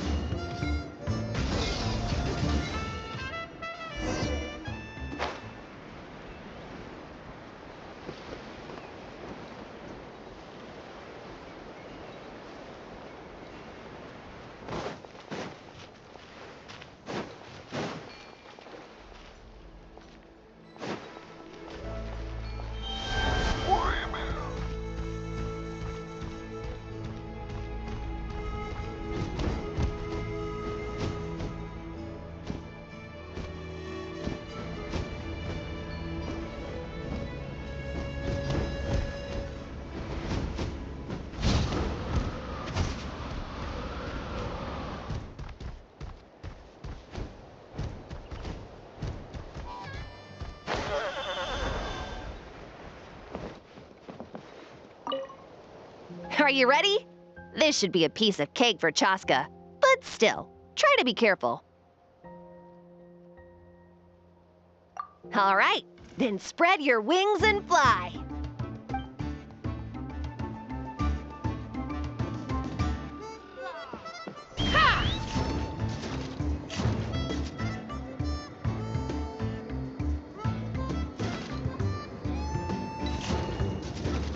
Giddy up.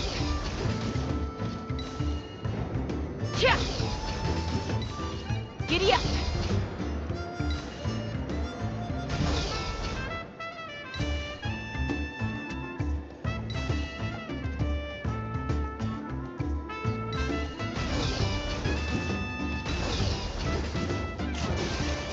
Locked on.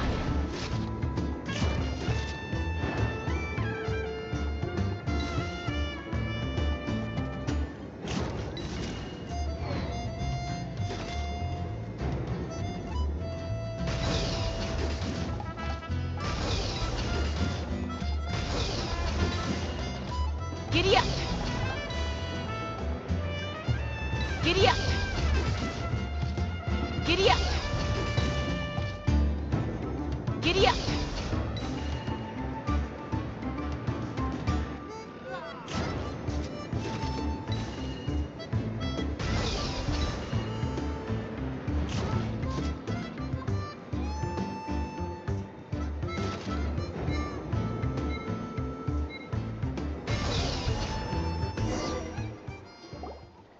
That was amazing. Paimon couldn't take her eyes off you.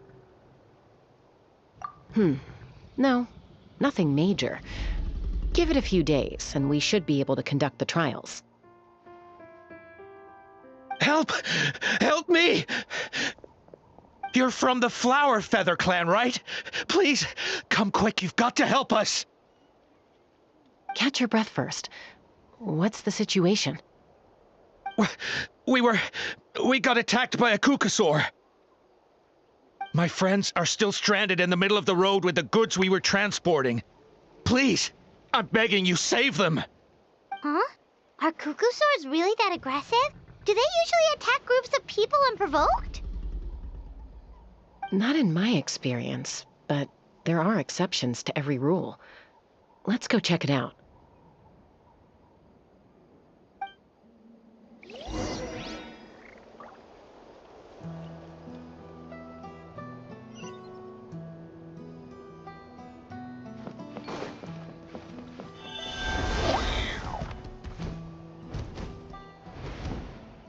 Ouch!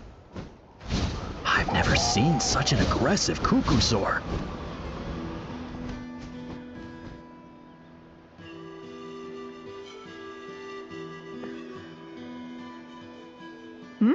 Chasca? Traveler? This is a surprise. Elder Alpa? Huh. So, where's this aggressive Cuckoosaur we've heard about? Already flew away. Looks like it backed off once it realized that reinforcements were coming. So why do you think it attacked these people in the first place? Was it after the food? No. These merchants are even transporting food. Ah! Thank goodness! The phlogiston wings are intact! Phlogiston wings? Thank you so much for coming to our rescue. These phlogiston wings are our most prized goods. If anything happened to them, it would ruin us. Wait a minute. Are you the merchants that were looking to collaborate with us? Wormy told me about you. Yeah, that's us. So I take it you're Elder Alpa? I am. You must be exhausted from your journey, not to mention shaking up from the attack. Let me bring you back to our tribe to rest. We can talk business after you've recovered. But Elder Alpa, what about the Cuckoosaur attack? Well, our guests here weren't seriously injured, and their goods are intact. Perhaps that Cuckoosaur was just having a bad day. There are so many of them around here. You'd expect something like this every once in a while. I don't think we need to pursue it any further. More importantly, how are the preparations for the flying trials going? Is everything in order over at the arena? Huh? Did you say flying trials? What a coincidence! Sounds like a perfect use case for our phlogiston wings. You'll be pleasantly surprised by what they can do. Oh, really? Now I'm intrigued. Well then, let's forget all about this Cuckoosaur attack for now. We have some serious business to discuss.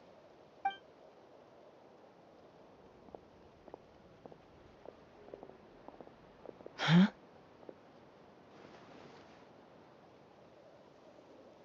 So that's it? That all went smoother than expected. Well, guess we'd better get going. Huh? Chasca?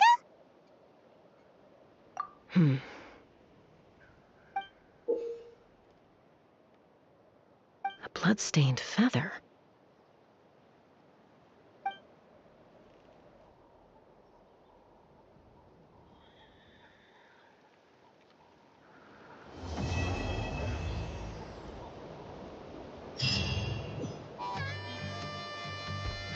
The Flower Feather Clan should be about ready to hold the new flying trials by now. Let's go check it out!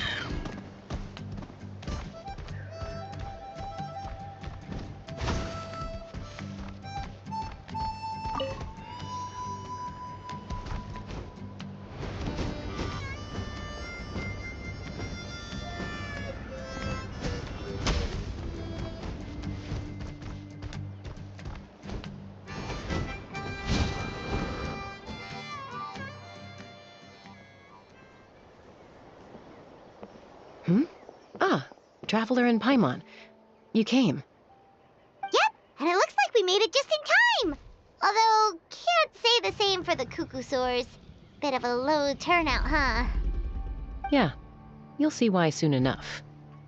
All right, get ready. 3, 2, 1, fly!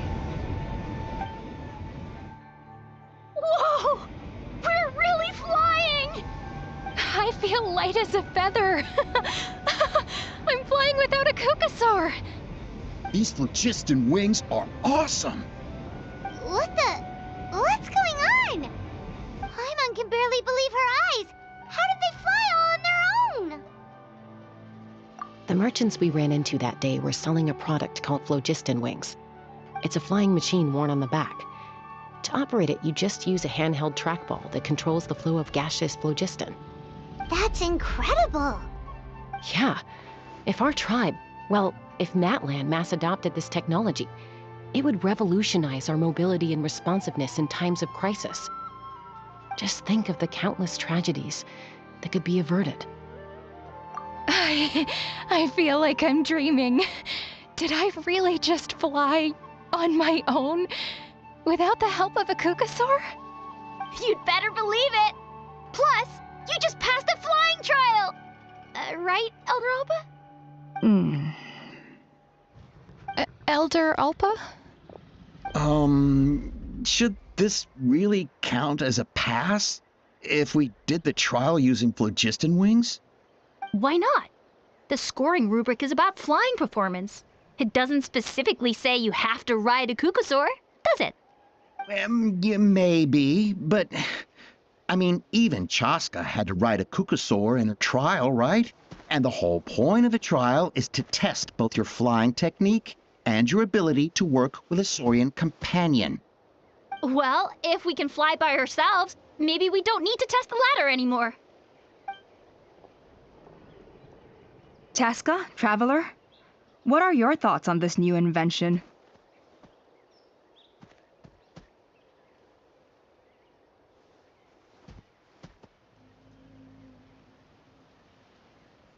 Right? That's what I think too. I agree that they have strategic value, but I don't think it makes any sense to evaluate candidates by the current testing standards if they're using phlogiston wings. Why? Shunan finally mustered the courage to go through with this, and now you're saying it doesn't count? We don't have any experience using these wings in battle, nor is it immediately obvious how to incorporate them into the existing systems in our tribe. Taking a longer-term perspective, I think we need to start by getting thoroughly acquainted with how these things work. Then we can develop a new trial format with new assessment criteria, tailored to candidates using the phlogiston wings. You all raise valid points. But Chasca, while your proposal sounds perfectly reasonable, it would probably take years to put it into practice. We lost so many people in that war. These phlogiston wings could be exactly what we need to strengthen our forces and boost morale in this trying time. And as for real-world battle experience, there will be plenty of opportunities to gain that. I have high hopes for you, Junon. Huh? Hey, stop staring into space! Say thank you! Oh, thank you. Thank you, Elder Alpa. You have nothing to thank me for. Remember, the way you got your wings back was by relying on yourself. Oh, Elder Alpa! Bad news! Kukasaurs are attacking the merchants again! Again? Okay, everyone, stay put while I... Huh? Chasca?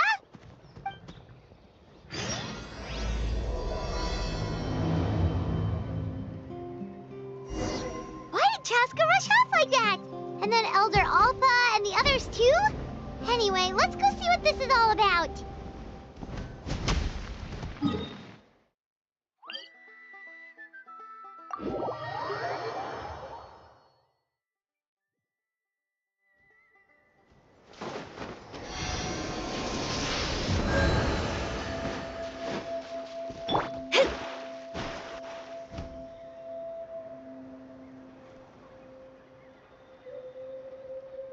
Oh, it's back! It found us again! Run! Get out of here!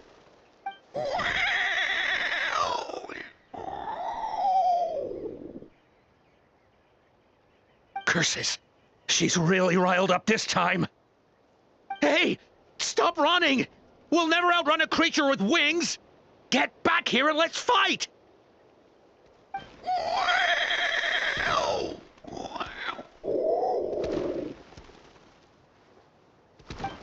Stop!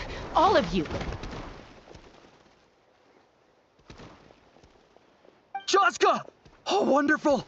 Quick, get rid of that thing!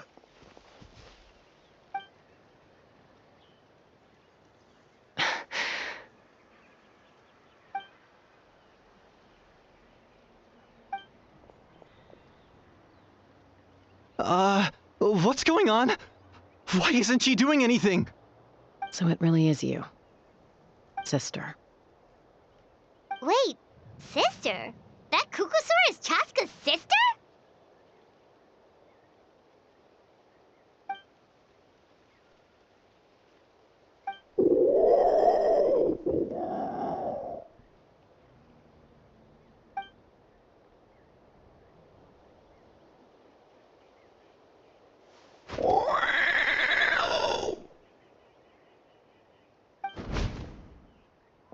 Koya, wait!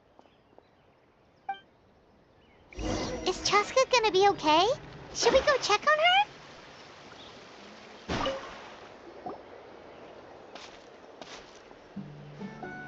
Chasca, are you okay? I'm fine. Sorry for making you worry. No point. She's an expert at hiding her tracks. Once she's shaken you off, you'll never catch up to her. At least, I always used to lose to her at hide-and-seek when we were kids. Well, yeah. You know I was raised by Kukusaurs. Anyway, she and I grew up in the nest together. Her name's Koya, and she's my big sister. We played together all the time, chasing each other through treetops or mountaintops. It felt like it would go on that way forever. Until the day I was sent back to live with the humans. Not all Kukusaurs are friendly towards people. Koya, for instance, she's fine with me because we grew up around each other, but she's not fond of other humans. When Mom decided to send me away, Koya strongly protested, and after I left, she became more and more reluctant to interact with humans. Maybe she thinks that humans stole you away from her. It's a possibility, but in any case, we still stayed best friends at first. I had a hard time adjusting to life in the tribe. So whenever something went wrong, I'd run off into the wild and vent to Koya. Ah, so that's what Uncle Cusco was talking about. He said you seemed to prefer hanging out with Saurians to your own kind back then. Yeah, I did. But then, gradually, everything changed. With a new mom and dad, a new tribe, and Koichi, I started getting curious about these humans and made an effort to understand their behavior. The more time I spent with them, the less I spent with Koya. And then, one day, it was Koya's turn to leave the nest. She sought me out and asked if I was willing to leave the tribe and go live in the wilderness with her. As far as I can remember, that was the first time she ever approached a human settlement on purpose. So, how did you answer her? Well, I wouldn't be standing here talking to you if I'd said yes. No, I was torn. On the one hand, I'd already made up my mind to embrace my new family and accept my human identity. But I also knew that Koya wasn't a fan of humans, and I didn't want to disappoint her. She took my hesitation as an answer. She saw it as a personal betrayal, threw a huge fit, and then flew off. We hadn't seen each other since, well, until today. Not for a lack of trying, though. I tried asking Mom where Koya's new nest was so I could talk things out with her. But Koya had already asked Mom not to tell me where she'd moved to. It must be hard for Mom, being stuck between her two daughters. So I didn't press the issue. And I didn't go looking for her. If things carry on like this, I need to make sure I find her before anyone else, even if she doesn't want to see me. For now, let's bring the wounded back to the tribe, and see what Mutota and Elder Alba have in mind.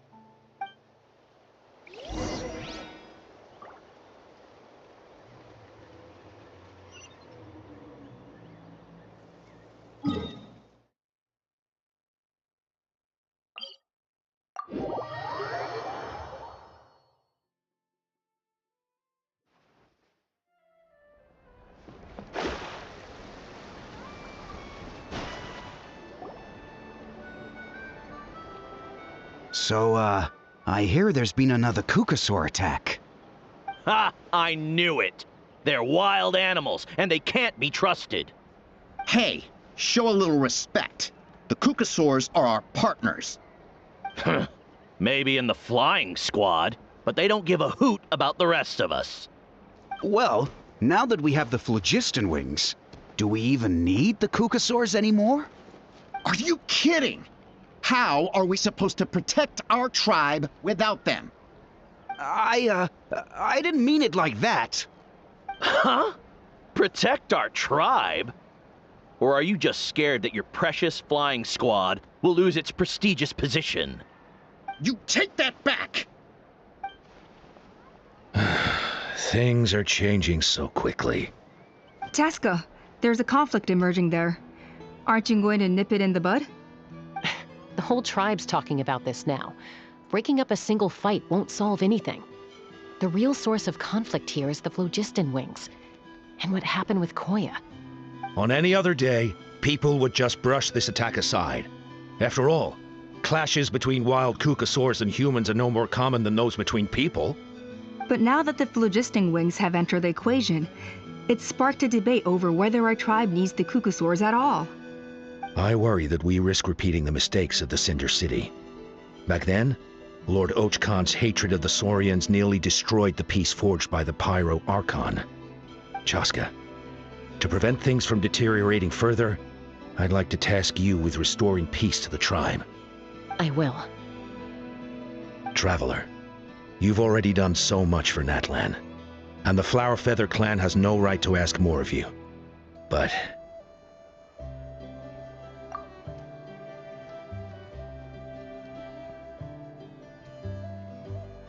thank you.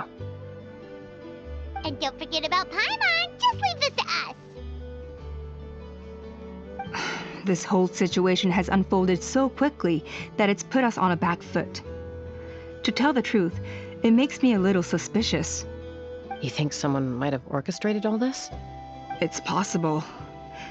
Leave it with me. I'll look into it. Also, Chasca, could you try to keep a low profile while you're out there digging around? We don't want to give our hand away. I'll do my best. Okay, so where should we start? This all began with Koya's attacks. If we can find out what led her to do it, that should give us something to work with. Unlikely. Given how she reacted when I showed up, I don't think she's forgiven me. If you want to resolve a conflict through dialogue, sometimes you need a third-party facilitator. Let's go see my mom.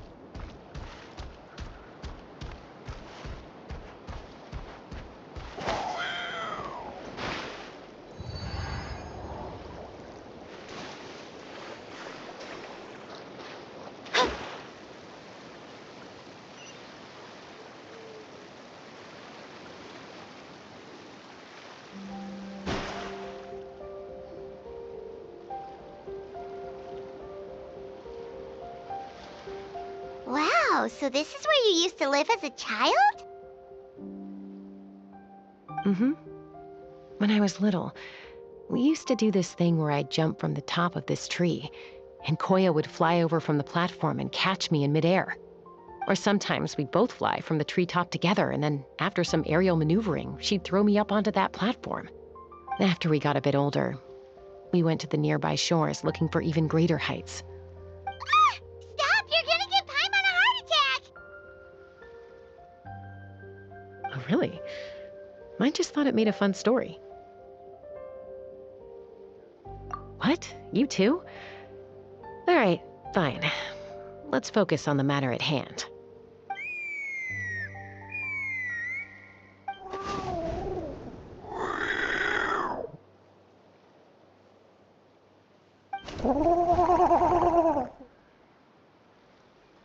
Hey, Mama Bird. I'm back. My last visit was only a week ago, wasn't it? See? I visit you more than I visit Papa Cusco. I brought a couple of friends with me. These are the Traveler and Paimon. Traveler, Paimon, this is my mom. Her name is Chimpu. In the human tongue, anyway.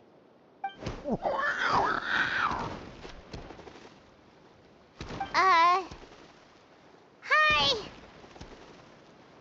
No, not really. I don't speak it as such, but I can sort of get the gist. Although only with Mom and Koya, since I spent my formative years with them. Even then, it's basically a best guess based on their sounds, body language, and expressions. Seems to work about 9 times out of 10, anyway.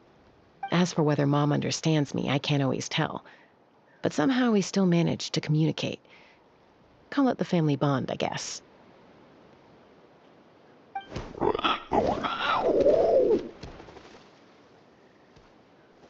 Don't worry. I'm doing well, but I think Koya might be in some trouble.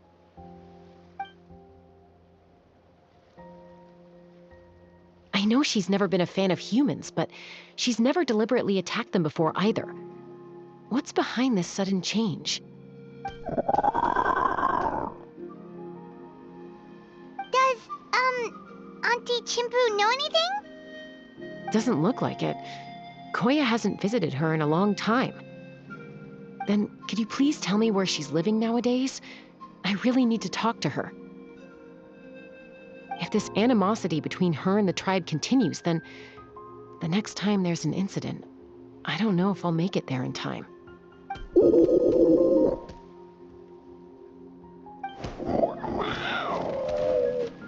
She said she'll take us there. Thank you, Mom.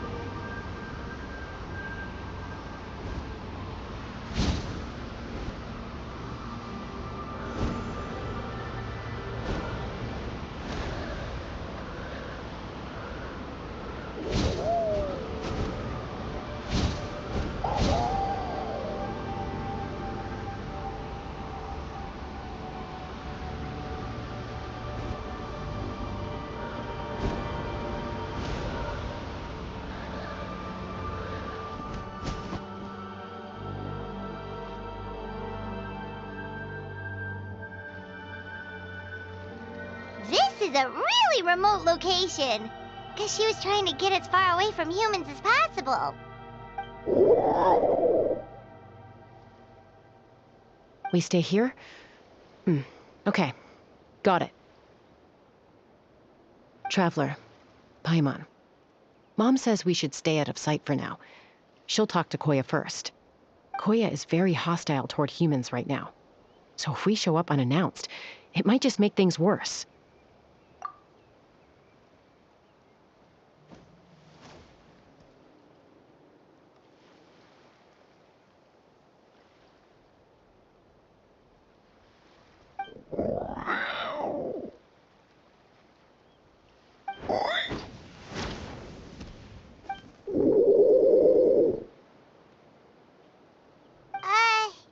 Any idea what they're saying? Sounds like things are more complicated than I imagined. There's evidence in this area suggesting that Koya might have been the victim of a human attack.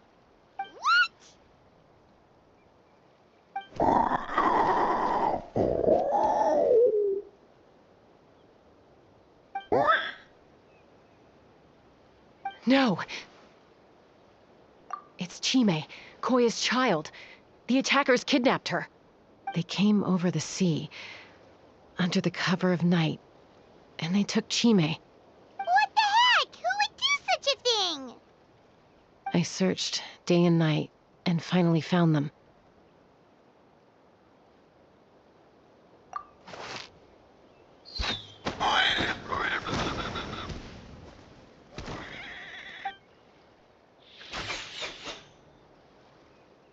Oh, yeah! T'Pol's contraption is working like a charm! Got her in one! Hey, there's another one! Wait, is that the one that got away last time? Who cares? Just get them all! T'Pol pays us per catch.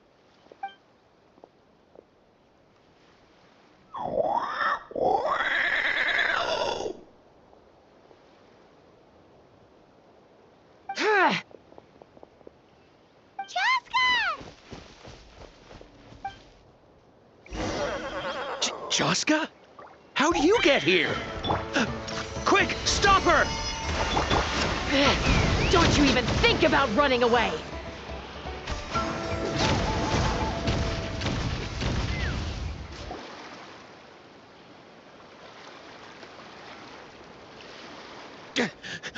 Don't come any closer, or I'll...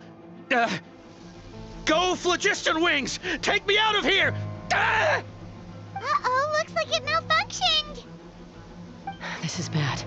Mom and Koya are already injured. And if that thing explodes right next to them... Help! Elemental energy suppresses it! Please, someone! Get back!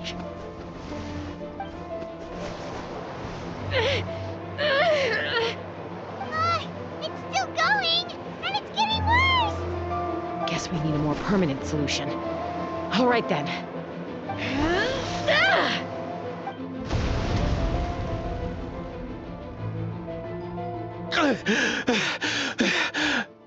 That was too close. I thought I was gonna die.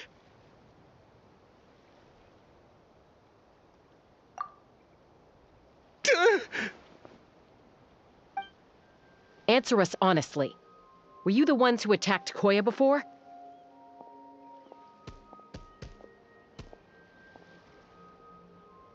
I am... No, it was...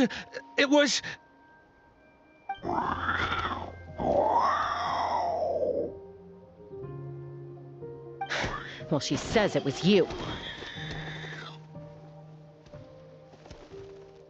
Just tell me, who sent you here? It was T'Pol. He told us to catch all the wild Kukasaurs we can find. And he also said that this Kukasaur has become a thorn in his side, so it needs dealing with urgently. T'Pol? Huh. Sounds familiar. But where from? Well, he tends to send his orders in writing. He pretty much never communicates with us in person. When he does, he wears a mask to hide his face. And whenever we trade Kukasaurs for phlogiston wings, we deal with his henchmen. So you didn't even make those wings? All we did was slap some labels on them and transport them over here, to make them look like they're imported. To make it harder to trace their origins.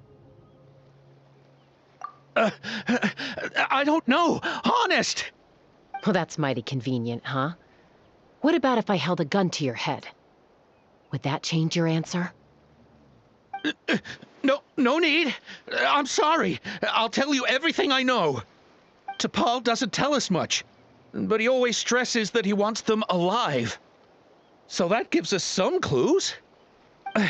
This is just a best guess, of course, but we suspect that the gaseous phlogiston stored in the trackballs is drawn directly from the Kukasaurs. What?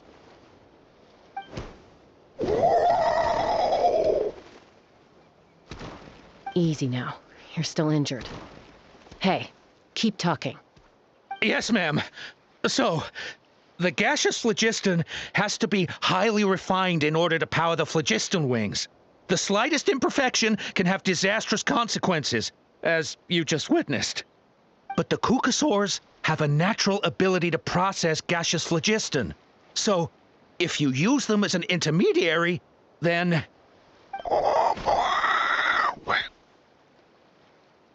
That's enough. So the Kukasaurs you took, where are they now? T'Pol should have them. But no one knows where he's based, apart from him and his henchmen. We've tried looking for it ourselves, even followed them a few times. But we always end up losing track of them. Random thought. Maybe they're hiding up in the sky? T'Pol. T'Pol. I'm sure I've heard that name. Maybe it was... Chasca! Traveler!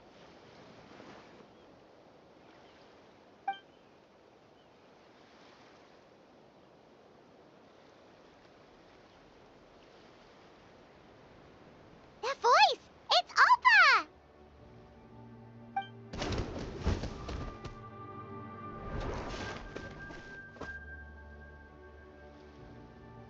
Elder Alba? What brings you all the way out here? Well, I was patrolling nearby when I heard the sound of an explosion.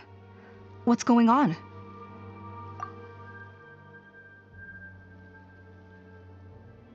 I don't believe it.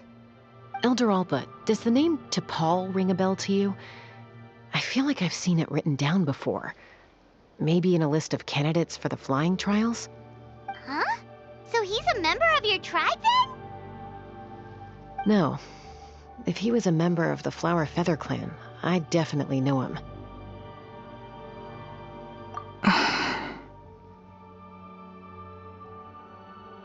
Now that you mention it, I do remember a young man from outside our tribe who came to participate in our flying trials once.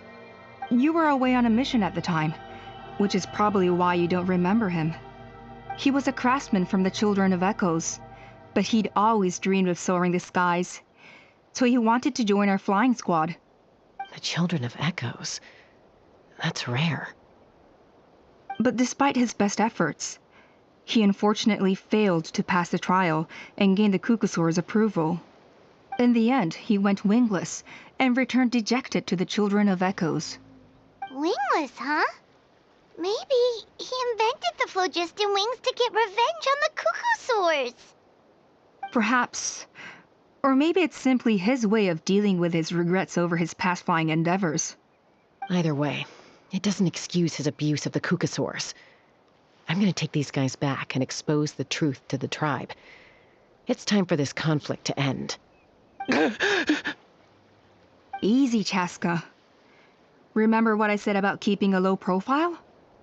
The ringleader still hasn't shown himself, and this man's allegation about powering the phlogiston wings with Kukasaurs is only speculation. Bringing these men to the tribe now won't win over any current supporters of the phlogiston wings. In fact, it may even escalate the conflict further. After all, many are mistrustful of the Kukasaurs after recent events. Is that why T'Pol waited until now to try to capture my sister? I don't know. I mean, he did tell us to spread negative rumors about the Kukasaurs and slip some Mora to anyone opposed to them, but... But Koya only attacked humans because they stole her child! Nevertheless, we will be hard-pressed to change people's minds while emotions are running high. Unless we have irrefutable evidence. Bravo! My thoughts exactly. In the meantime, leave these men with me. I'll escort them back to the tribe. I'll take the other members of their crew into custody too. They won't get another chance to stir up trouble. Fair enough. I guess finding T'Pol is going to be the key to resolving this conflict. Let's hope the Children of Echoes have some info on him.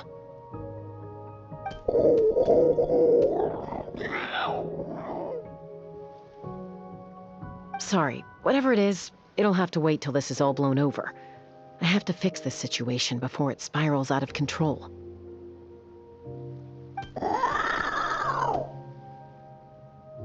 Mom, Sis, rest up and get well soon. I gotta fly.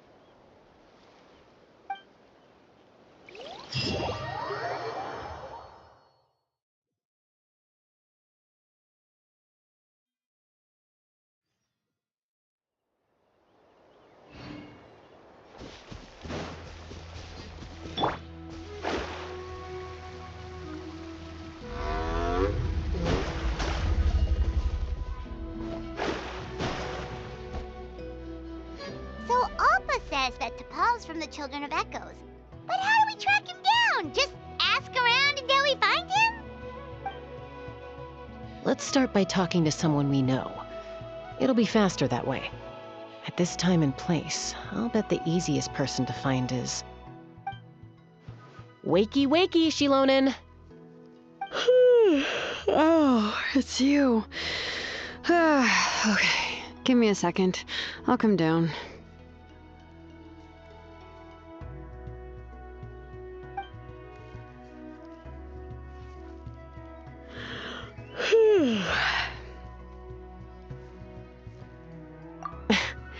I climb trees to fly further and see farther. I don't usually stop for a nap. Well, we're not all like you. Always full of energy, even after flying around all day. Yeah. So, you've come all this way and interrupted my precious nap time. Might I inquire as to, why? I'm sorry, Shilonen, but it couldn't wait. Does the name T'Pol mean anything to you? He's a craftsman, apparently. Huh. T'Pol. Yeah, that rings a bell. I think that's Puma's child. Nope, I'm afraid you're a few years too late. Why are you looking for him?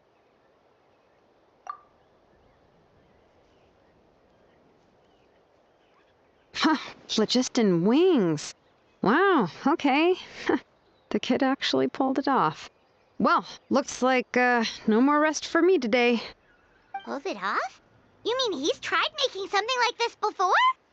Yeah, he started trying to build a flying machine right after he got back from the Flower Feather clan. So right after he went wingless, then. Was this flying machine anything like the gun you made me? You mean your gun that's harder to tame than the proudest Kukasaur?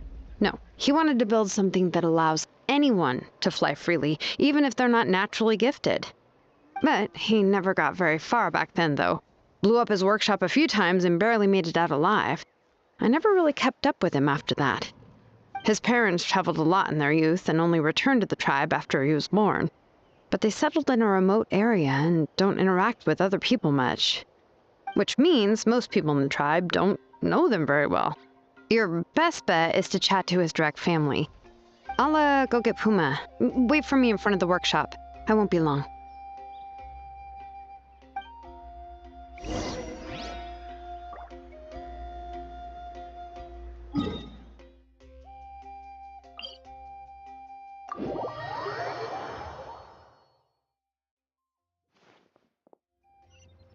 astrologers must rid themselves of material desires. Only by ridding oneself of clutter can one see the true world around them.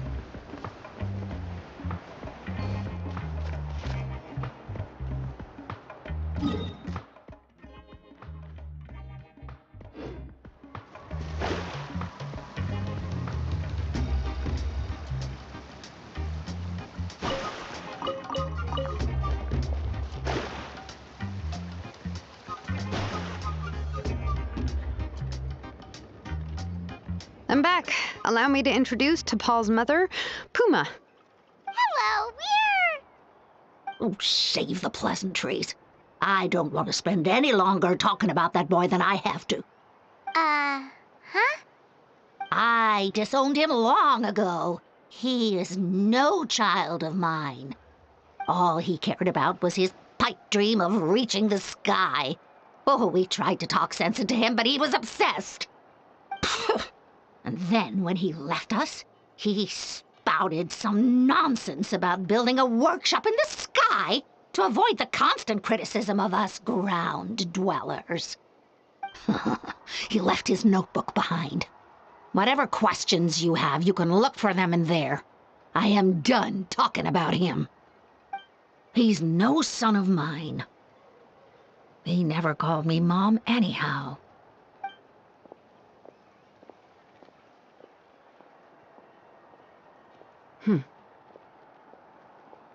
Wow, they've really fallen out. Paimon sure wasn't expecting that. Her husband, T'Pol's father, he passed away recently, and T'Pol didn't even bother to show his face at the funeral. If you ask me, that was probably the final straw for Puma. I'll go keep her company. If there's anything else you need, just come and find me. Thank you. Okay, so this notebook is the only lead we've got now, right? What's in there?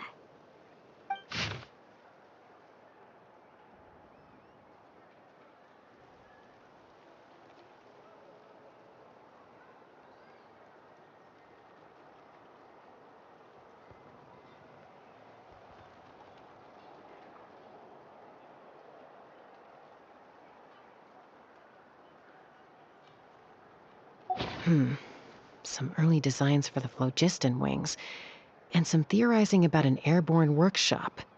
Ochkanatlan, the Cinder City. Looks like that's where he got his technological inspiration from. So, was he serious about the workshop in the sky? Such a big stick for one person. Think he actually pulled it off? Oh, yes. The one from the trial arena that was super high up. That balloon has been there for a while, and everyone's been wondering how it got up there, but what if that's the wrong question? What if it started off even higher up, above the clouds and out of view, and it only descended to its current height due to some kind of malfunction? Part of T'Pol's workshop? Seems likely. If T'Pol's base had been hiding above the clouds this whole time, that would definitely explain why Isidore couldn't find it. I totally called it! But how do we get up there? Chasca, can you even fly that high? By myself? Possibly. But with a passenger, no chance. I doubt even phlogiston wings could take you up that high. At least, not without that relic T'Pol mentioned in his notebook. Yeah, and he's probably holding on to it. We'll have to find another way. Nope. That's way beyond Paimon's altitude. Also, would you really expect Paimon to go up there and take on T'Pol all by herself? Let's not worry. Just because we can't think of a solution doesn't mean no one else can. I'm not the only flying expert in my tribe, you know. Oh, good point. We should go ask Elder Alpa. And Mutoda. He was quite the flying ace back in the day, too. Let's head back and see what they suggest. I want to grow up faster.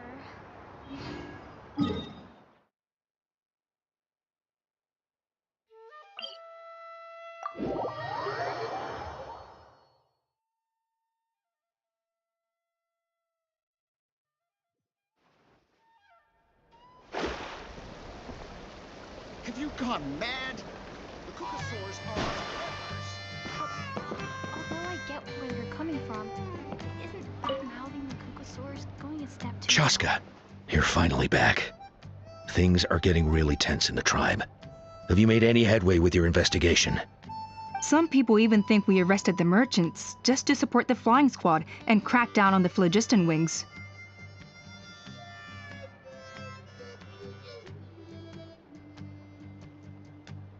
We found some promising leads, but there's a major obstacle standing between us and the irrefutable evidence we need.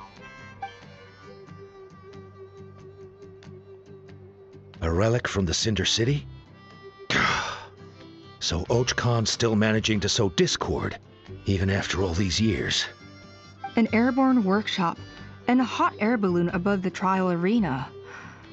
And that's where you're trying to get to now? Neither phlogiston wings nor a Kukasaur can take you that high up.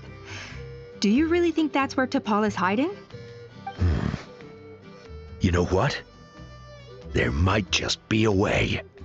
Really? Do you still remember those spouts in the arena? When they were all blocked, the gaseous phlogiston was trapped and unable to flow. But now, it's flowing freely. If we were to block them up again...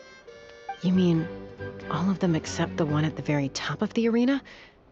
To build up the pressure there? Precisely. With all the gaseous phlogiston flowing through one spout, it would create a high-pressure wind current. And then we just ride it up into the sky! Yes, it has its risks, but with Chasca's abilities, I think she could manage it.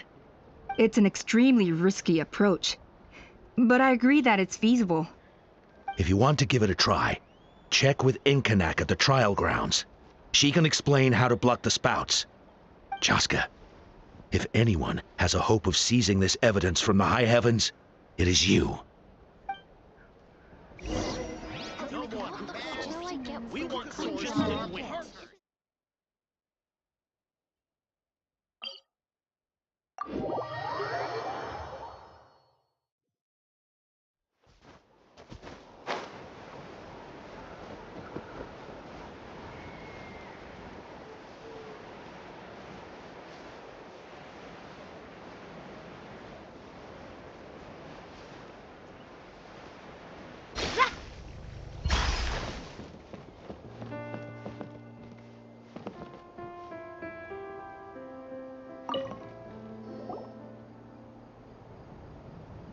Goodness me, that is a very bold idea.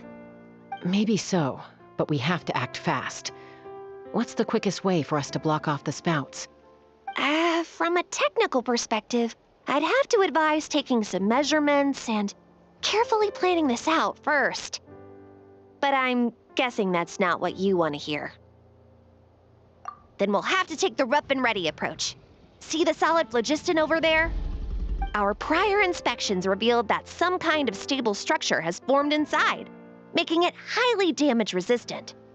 It's not without its weak points, but unless they're all struck at the same time, the structural integrity won't be threatened. So, what happens if we do strike them all at once? It'll collapse. Okay, I see where you're going with this. Yeah, you got it. As long as you hit all the weak spots at once from the right angle, the solid phlogiston will fall right on top of the spout and block it up. You're right about rough and ready.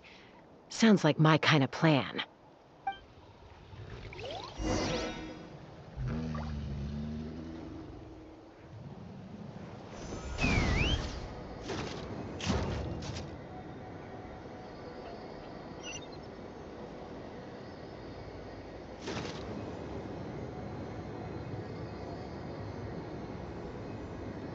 Look!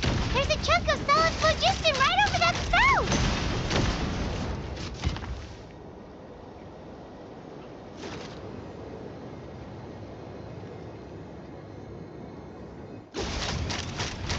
Open fire!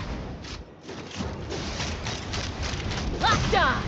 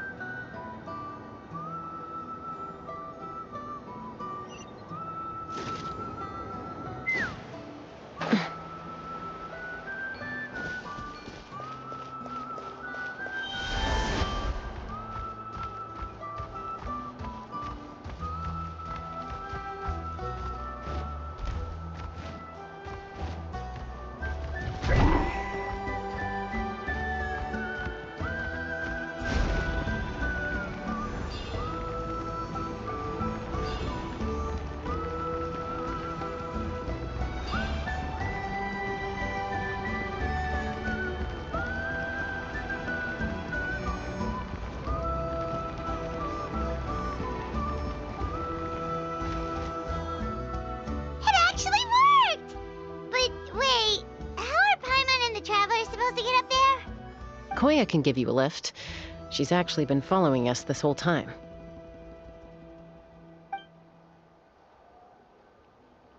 Wow, Paimon didn't notice at all.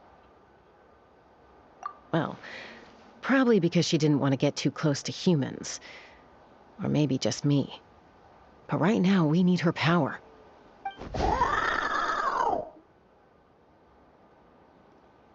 Whoa, you didn't even have to summon her.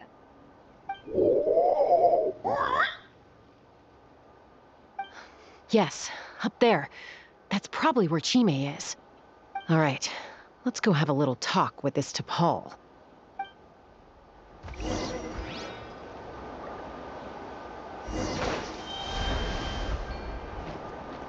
Let's fly.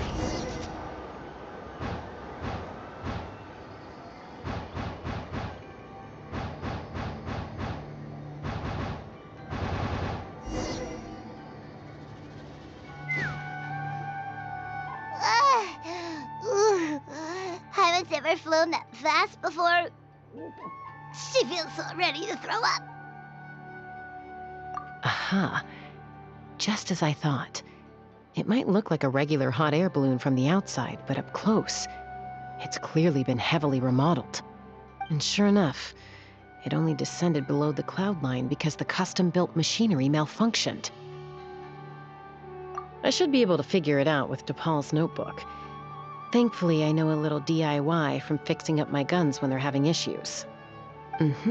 That should just about do it. Now all it needs is a nice hard kick. Maybe that works on your guns, but, huh? We're really moving!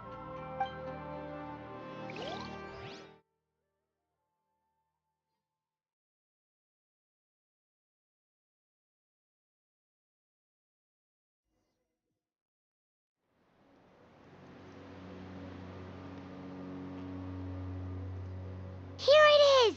The workshop in the sky! Oh, you gotta see it to believe it. Makes you wonder why T'Pol even bothers with phlogiston wings when he has tech like this. Well, according to the notebook, the platform beneath us runs on components from the Cinder City. Those can't be mass-produced. Also, I have some doubts about its mobility after seeing how it moved just now. For someone like T'Pol who dreams of flying freely, this definitely doesn't cut it. But if he's got that relic, he should be able to make a set of prototype wings for himself, right? Why bother making a whole flying workshop so he can mass-produce them?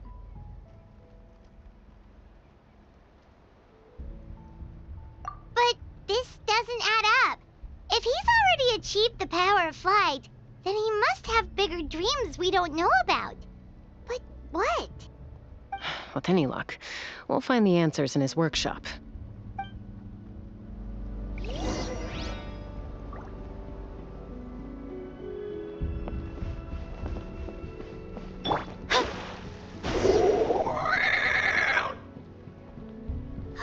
Cuckoosaurs!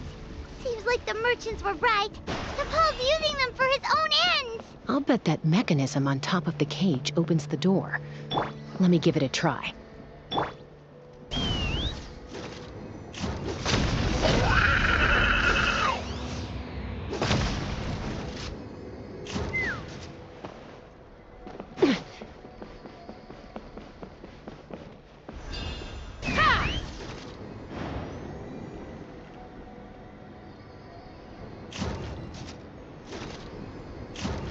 Open fire!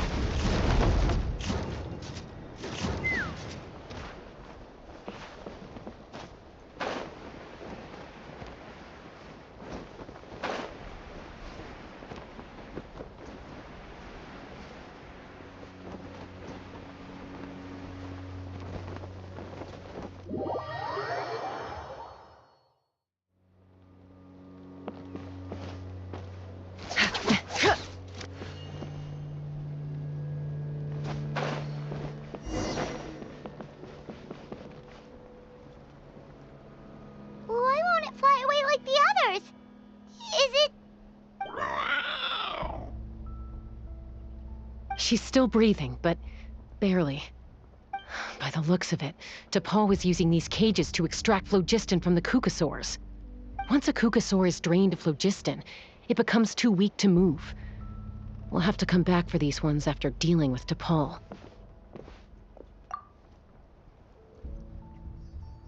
Let me see. Looks like a record of his phlogiston research. Log number 330.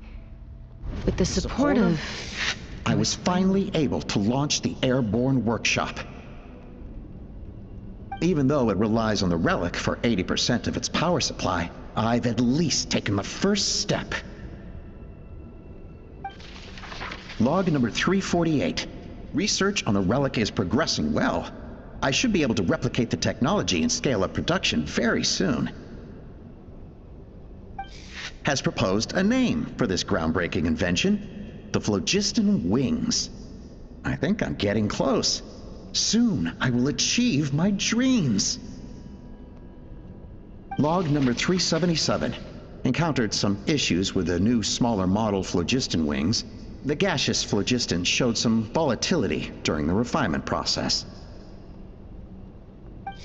Thinks we should proceed at a more cautious pace with the refinement experiments.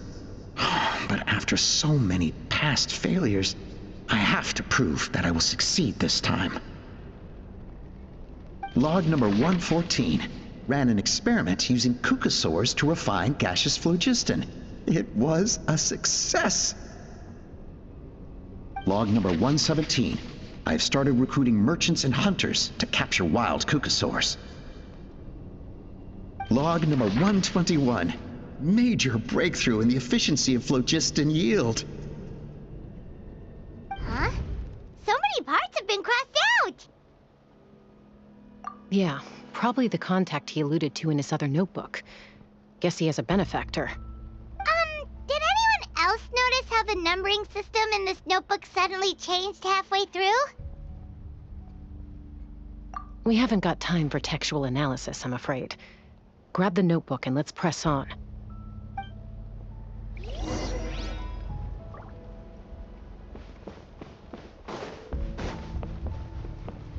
Huh.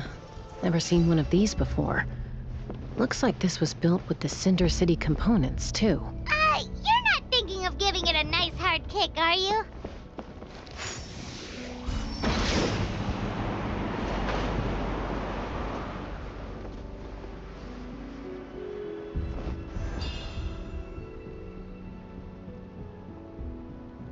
Take me up!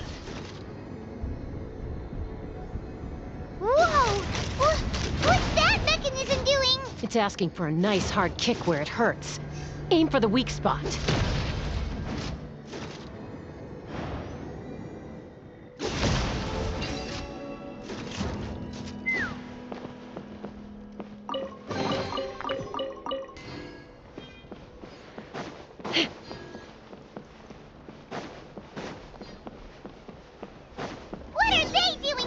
It's T'Pol's henchman.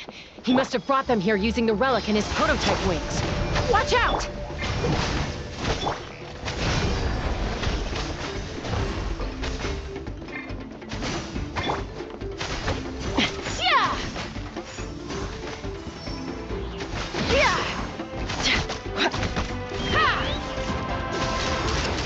Locked on! Coming in.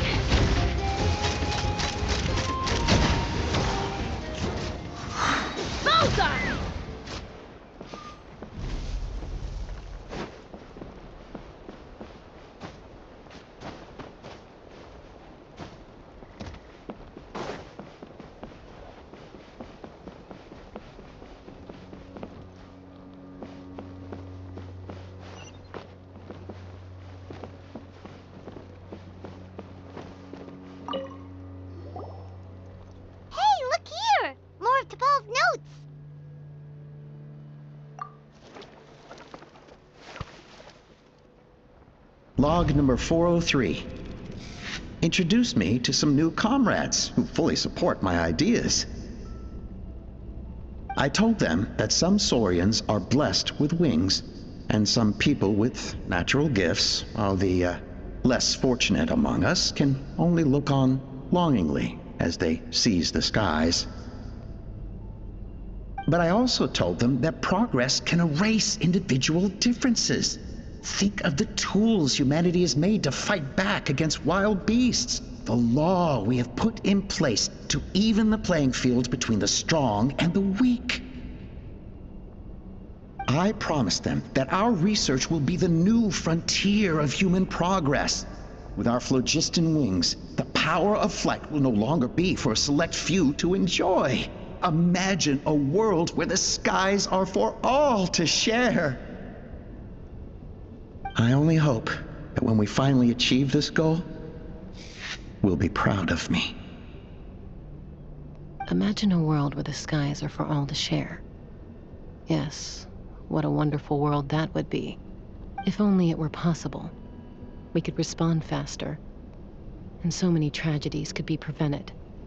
But DePaul, what about the Saurians you're draining dry of phlogiston? You're not sharing the sky, you're stealing it! Bad move. I won't let you get away with it.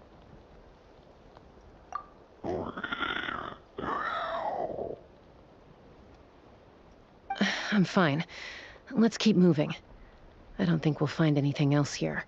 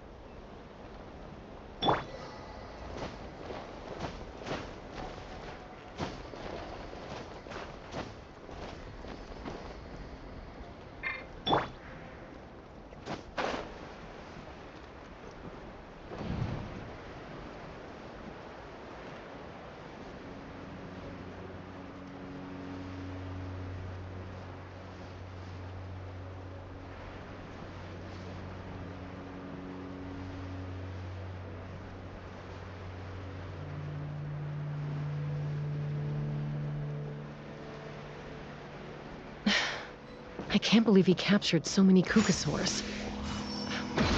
But right now, we have to focus on solving this problem at the source.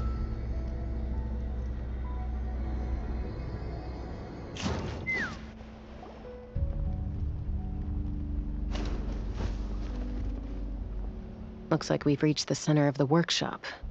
And still no sign of Koya's baby.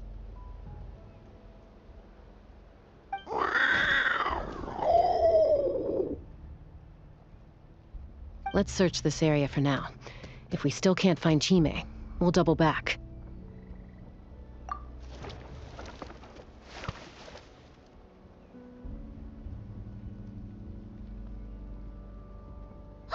Chasca, Traveler, come quick!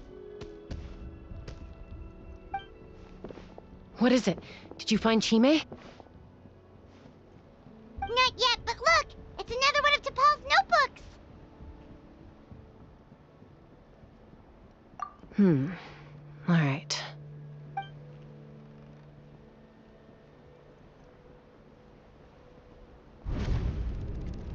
Log number 428. We decided to restart the experiments on phlogiston refinement, but without telling. This is the final obstacle to the success of the Phlogiston Wings project. We cannot fall at the last hurdle. Log number 436. Earlier today, suggested using Kukasaurs as an intermediary to extract refined phlogiston. It's certainly feasible, but... Anyway, as long as our secret experiment succeeds, I'm sure won't bring it up again. Log number 443. We will conduct the experiment tomorrow. But birthday is coming up, so hopefully we'll have a birthday surprise for her. Log number 444. Huh? Why is this log empty? I guess whoever wrote down the log number was prevented from recording the results.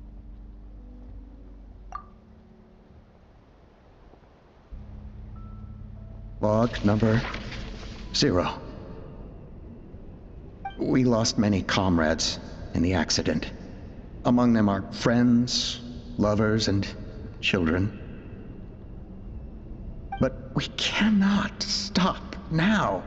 We will keep their legacy alive and carry their dreams forward. As of today, we are scrapping the artificial refinement method. Instead, we will focus all our efforts on phlogiston extraction from live Kukasaurs. They are arrogant beasts whose existence in the wild serves no one but themselves. Their true worth lies in their sacrifice for the sake of human progress. To facilitate our operations, we will gradually move the airborne workshop closer to the Flower Feather clan, even as we continue to expand it. All this we do to create a world where the skies are for all of humanity to share. All this we do to make T'Pol's dream a reality. Given the way this is written, not to mention the fact that the numbering has started over from 0, it kind of sounds like this is someone new. Does that mean that T'Pol's already... There's also a letter tucked in the end of the notebook. It's from Puma.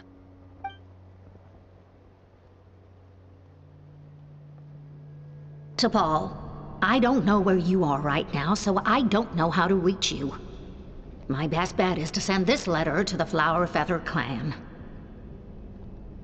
Your father is gravely ill. Oh, I know we've had our differences in the past, but he is still your father. Won't you come and visit him? Please. I know you never liked him and cared even less for me. All you ever yearned for is the sky and your birth mother. But we'll still be waiting here for you if you do come back. this may be the last chance you'll get to see your father. So Puma's not T'Pol's real mom? Huh. Well, she did say he never called her mom, but Paimon assumed she was just venting. We know that T'Pol's father passed away quite recently, and this letter looks recent. By contrast, the writing in this notebook is old and faded. It looks like the real reason T'Pol didn't attend his father's funeral is because he'd long since passed away himself.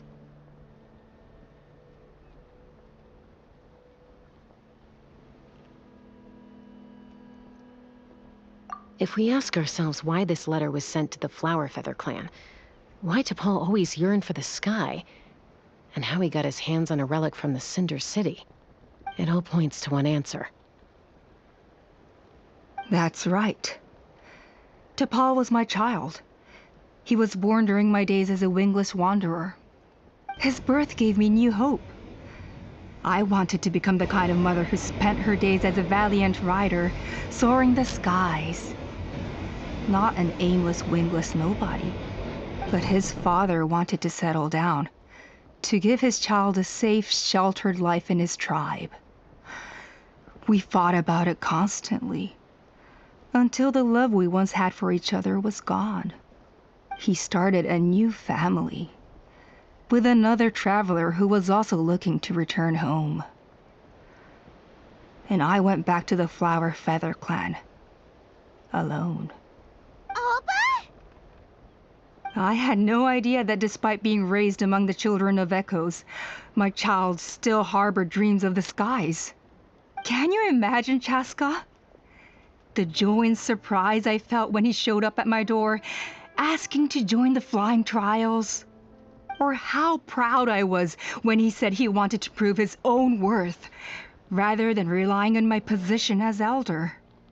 And then the anguish that overcame me when he was rejected by the Cucusaurs and became wingless, just as I had after my injury. You've got a lot of nerve showing your face here. Don't take this the wrong way, Chasca. I'm not here for a fight. I just want to talk. Isn't that your preferred way to resolve things? I trust you've learned of T'Pol's wish on your way here. A world where the skies are for all of humanity to share. If only his dream can be realized, no one will ever have to lose their wings again.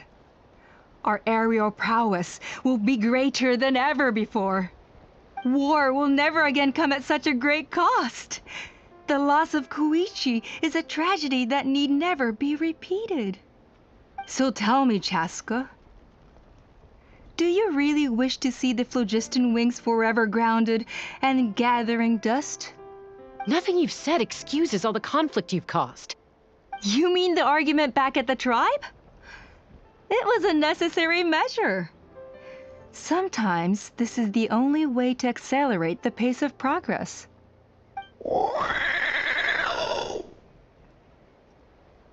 Is a mother harming her children when she coaxes them into swallowing a bitter pill?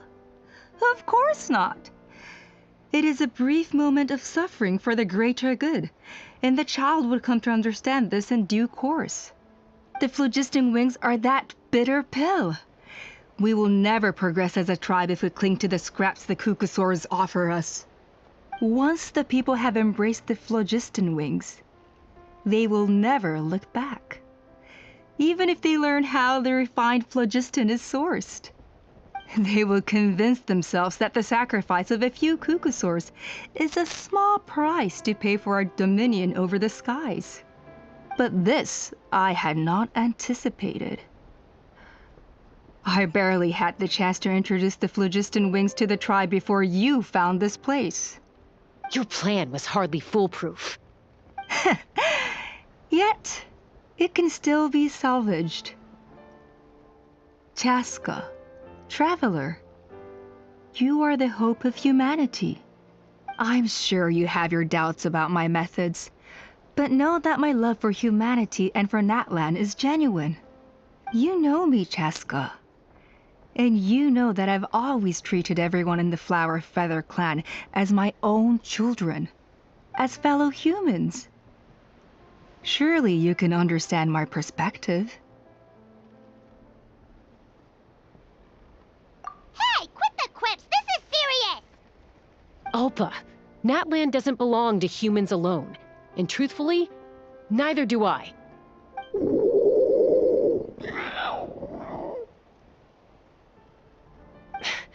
How many times has the Abyss invaded Natlan now? And yet despite how much stronger it is than us, Natlan still stands as a nation of humans and Saurians. Peace imposed by force will crumble in a matter of days, because social bonds are what hold a civilization together. Weren't you the one that taught me that?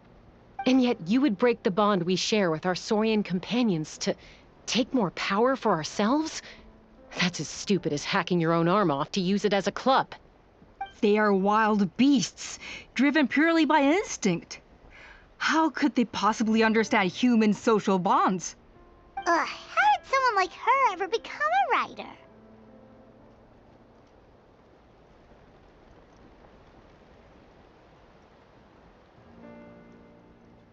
Ha! You overestimate them. They bow to the strong and shun the weak. That's all there is to it. They never gave Tepal a second glance when he was at his lowest, nor me when I returned injured from the Cinder City. It's all about survival of the fittest for them. Plain and simple. They obeyed me once I proved myself stronger than them, but the moment it serves them better, they'll abandon me in a heartbeat.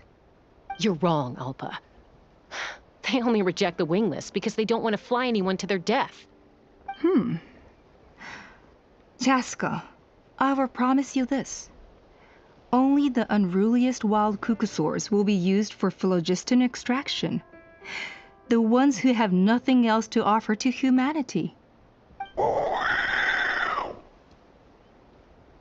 that's too bad, because I know a few unruly wild cucosaurs who don't think that idea is gonna fly.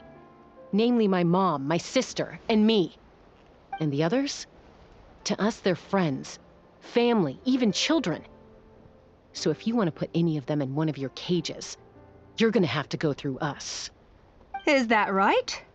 I knew you might be difficult to convince. Maybe this will change your mind.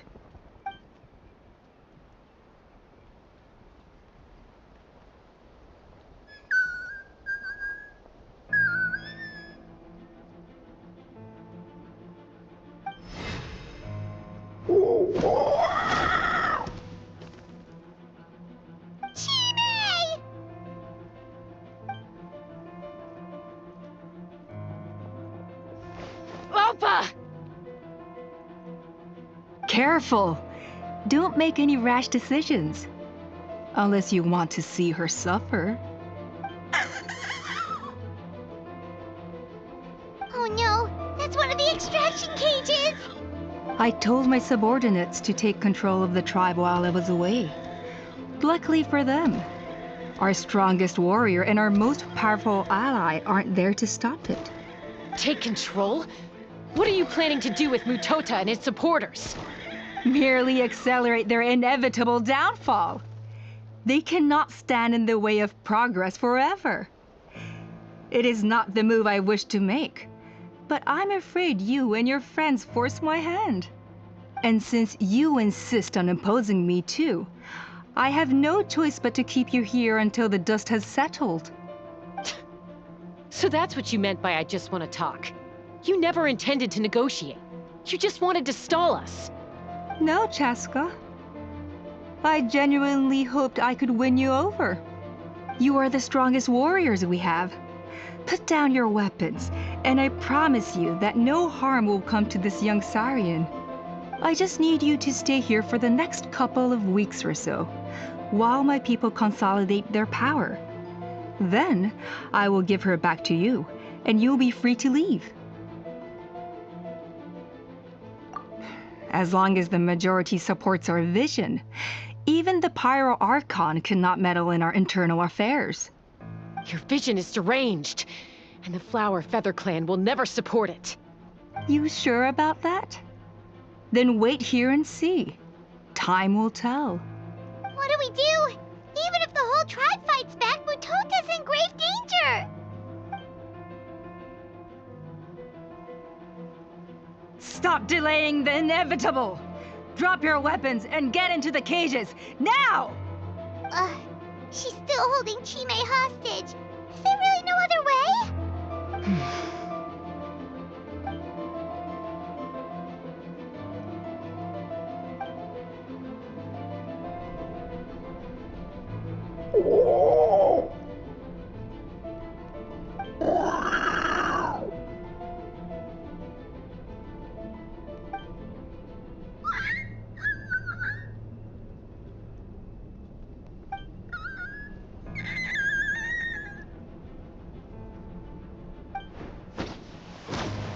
Koya? Huh? What are you yapping about? Stand down. Drop your weapons, now! This instant! Ah! Ah! No! The relic!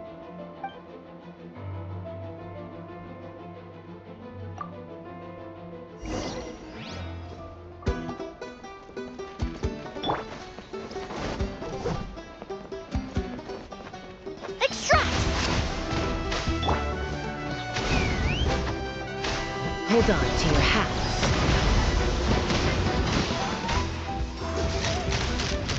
Balza! Give up! Hey! Watch out, or you'll get singed.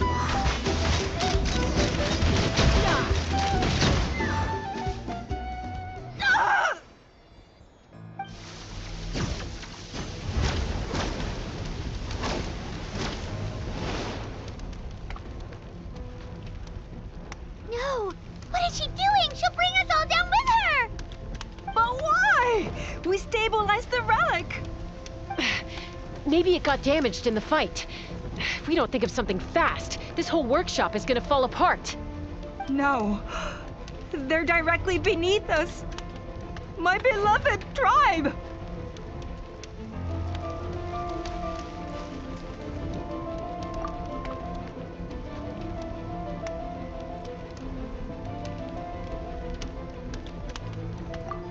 Okay,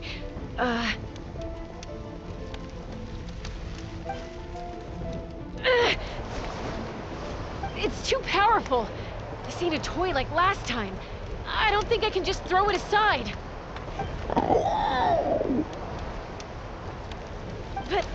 But we need to get it far away before it explodes. Then the tribe will be safe, and so will this workshop. Koya, remember when we were kids? Come on, let's take this thing high up into the sky.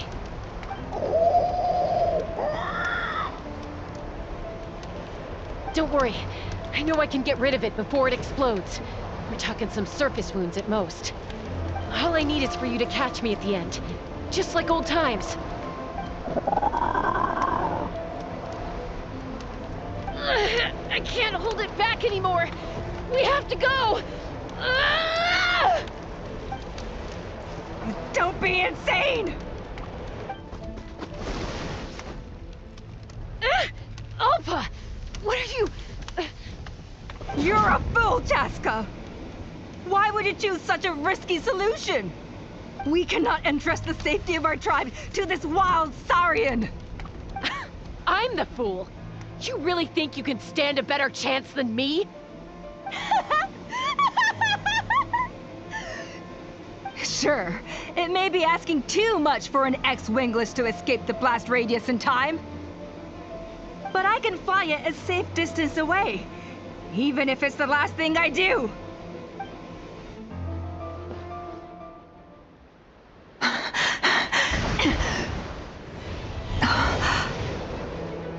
Here, this should be high enough to save the clan. What? You don't get to die a hero today.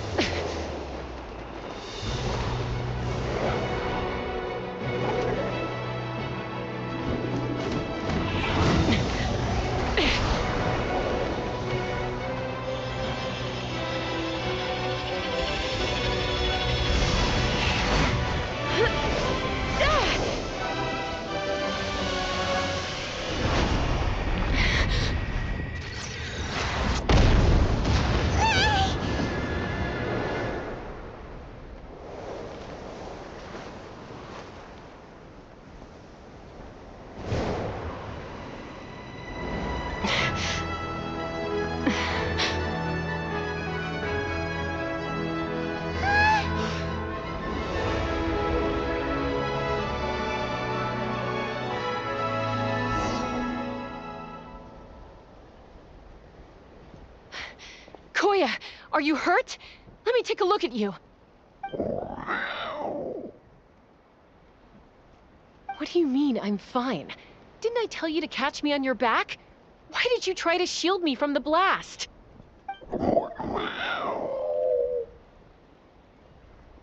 Accident? Yeah, right. Seriously, you're as stubborn as ever. Chasca! Koya! How are things looking here?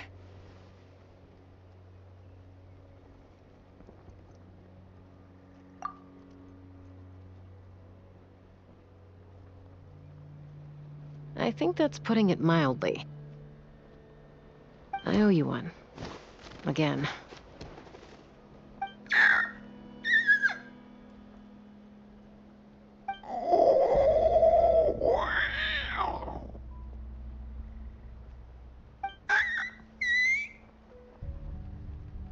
Oh, but be honest. Do you still think Kukasaurs can't form bonds? Mom, I'll figure out the refinement problem. I'll find a way. You don't need to worry about it. I just need some more time. That's all I ask. Please just trust me. Just this once.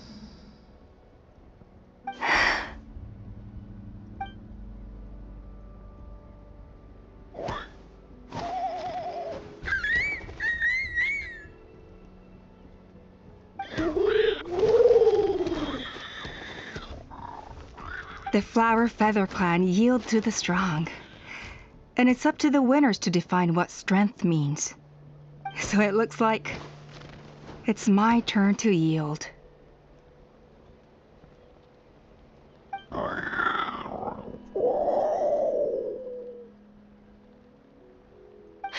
Koya! Koya!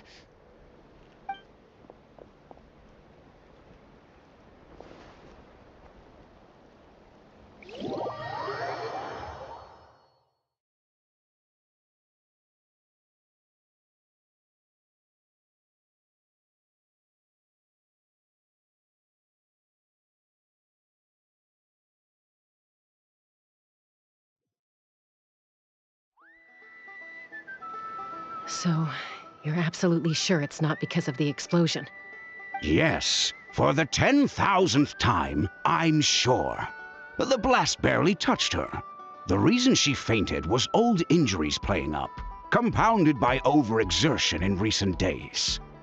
The moment she finally relaxed, all the built-up stress finally caught up with her. And no wonder. Honestly, she's just like you. Anyway, now you know how we feel when you go off risking life and limb. Your mother and I would both appreciate it if you lived less dangerously. You know she wrote to me from the Masters of the Nightwind, just to scold me for not doing enough to keep an eye on you.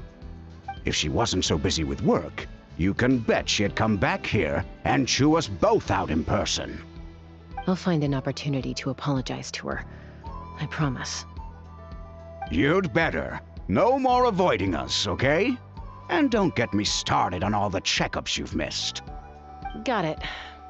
Got it. Huh? Koya? You're awake.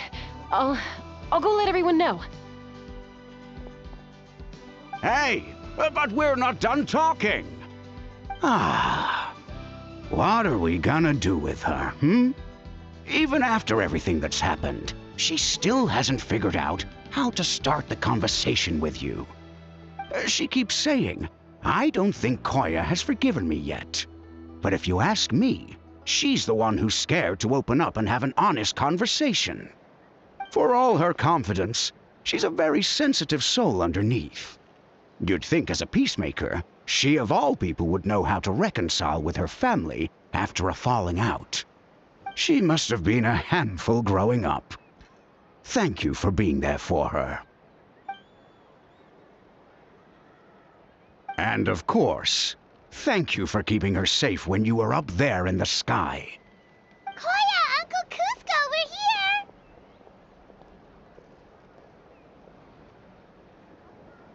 Ha! I was just telling her that she's not to go chasing danger with Chasca ever again.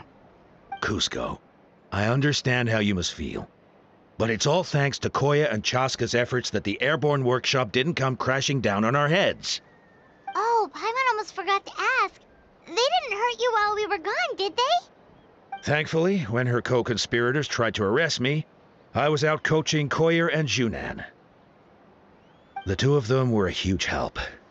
They took care of things while I went around rallying the resistance. So, in the end, Alpa's would-be revolt didn't really get off the ground. And as it turns out, not all of the wingless want to see our dear Saurian friends replaced with phlogiston power gizmos. I'm so sorry you got mixed up in this, by the way. We should have caught on to Alpa's scheme sooner. We could have saved so many Kukasaurs from getting hurt. Most of the airborne workshop has now been dismantled. We've just left one small, harmless part intact, and repurposed it as a jail for Alpa and her cronies. Let's see how they like being locked up in a sky prison.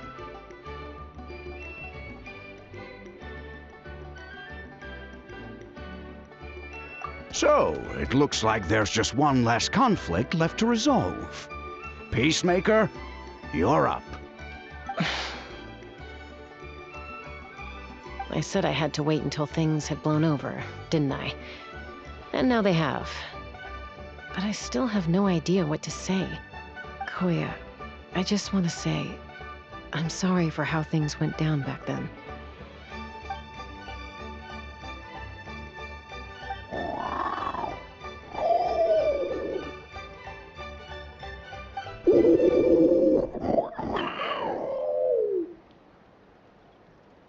Huh? Does this mean you're not mad at me anymore? There's that family likeness coming through again. But that day, when we ran into each other...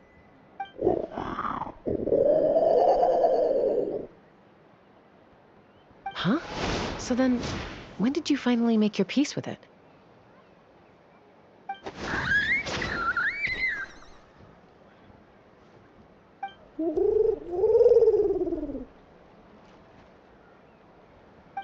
It's Chime and Chimpu. They're here too.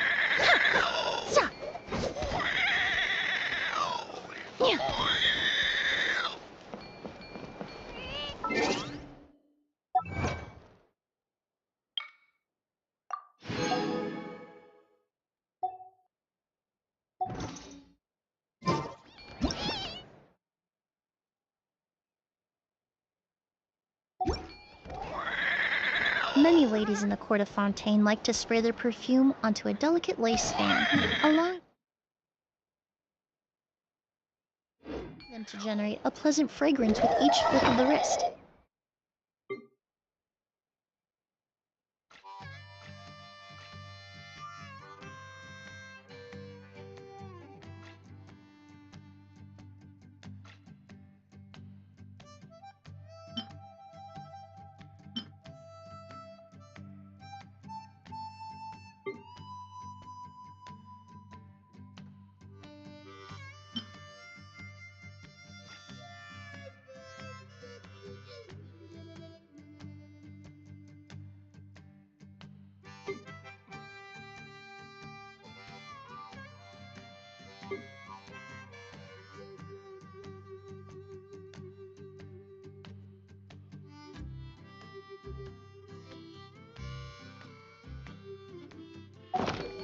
It's quite an ingenious method.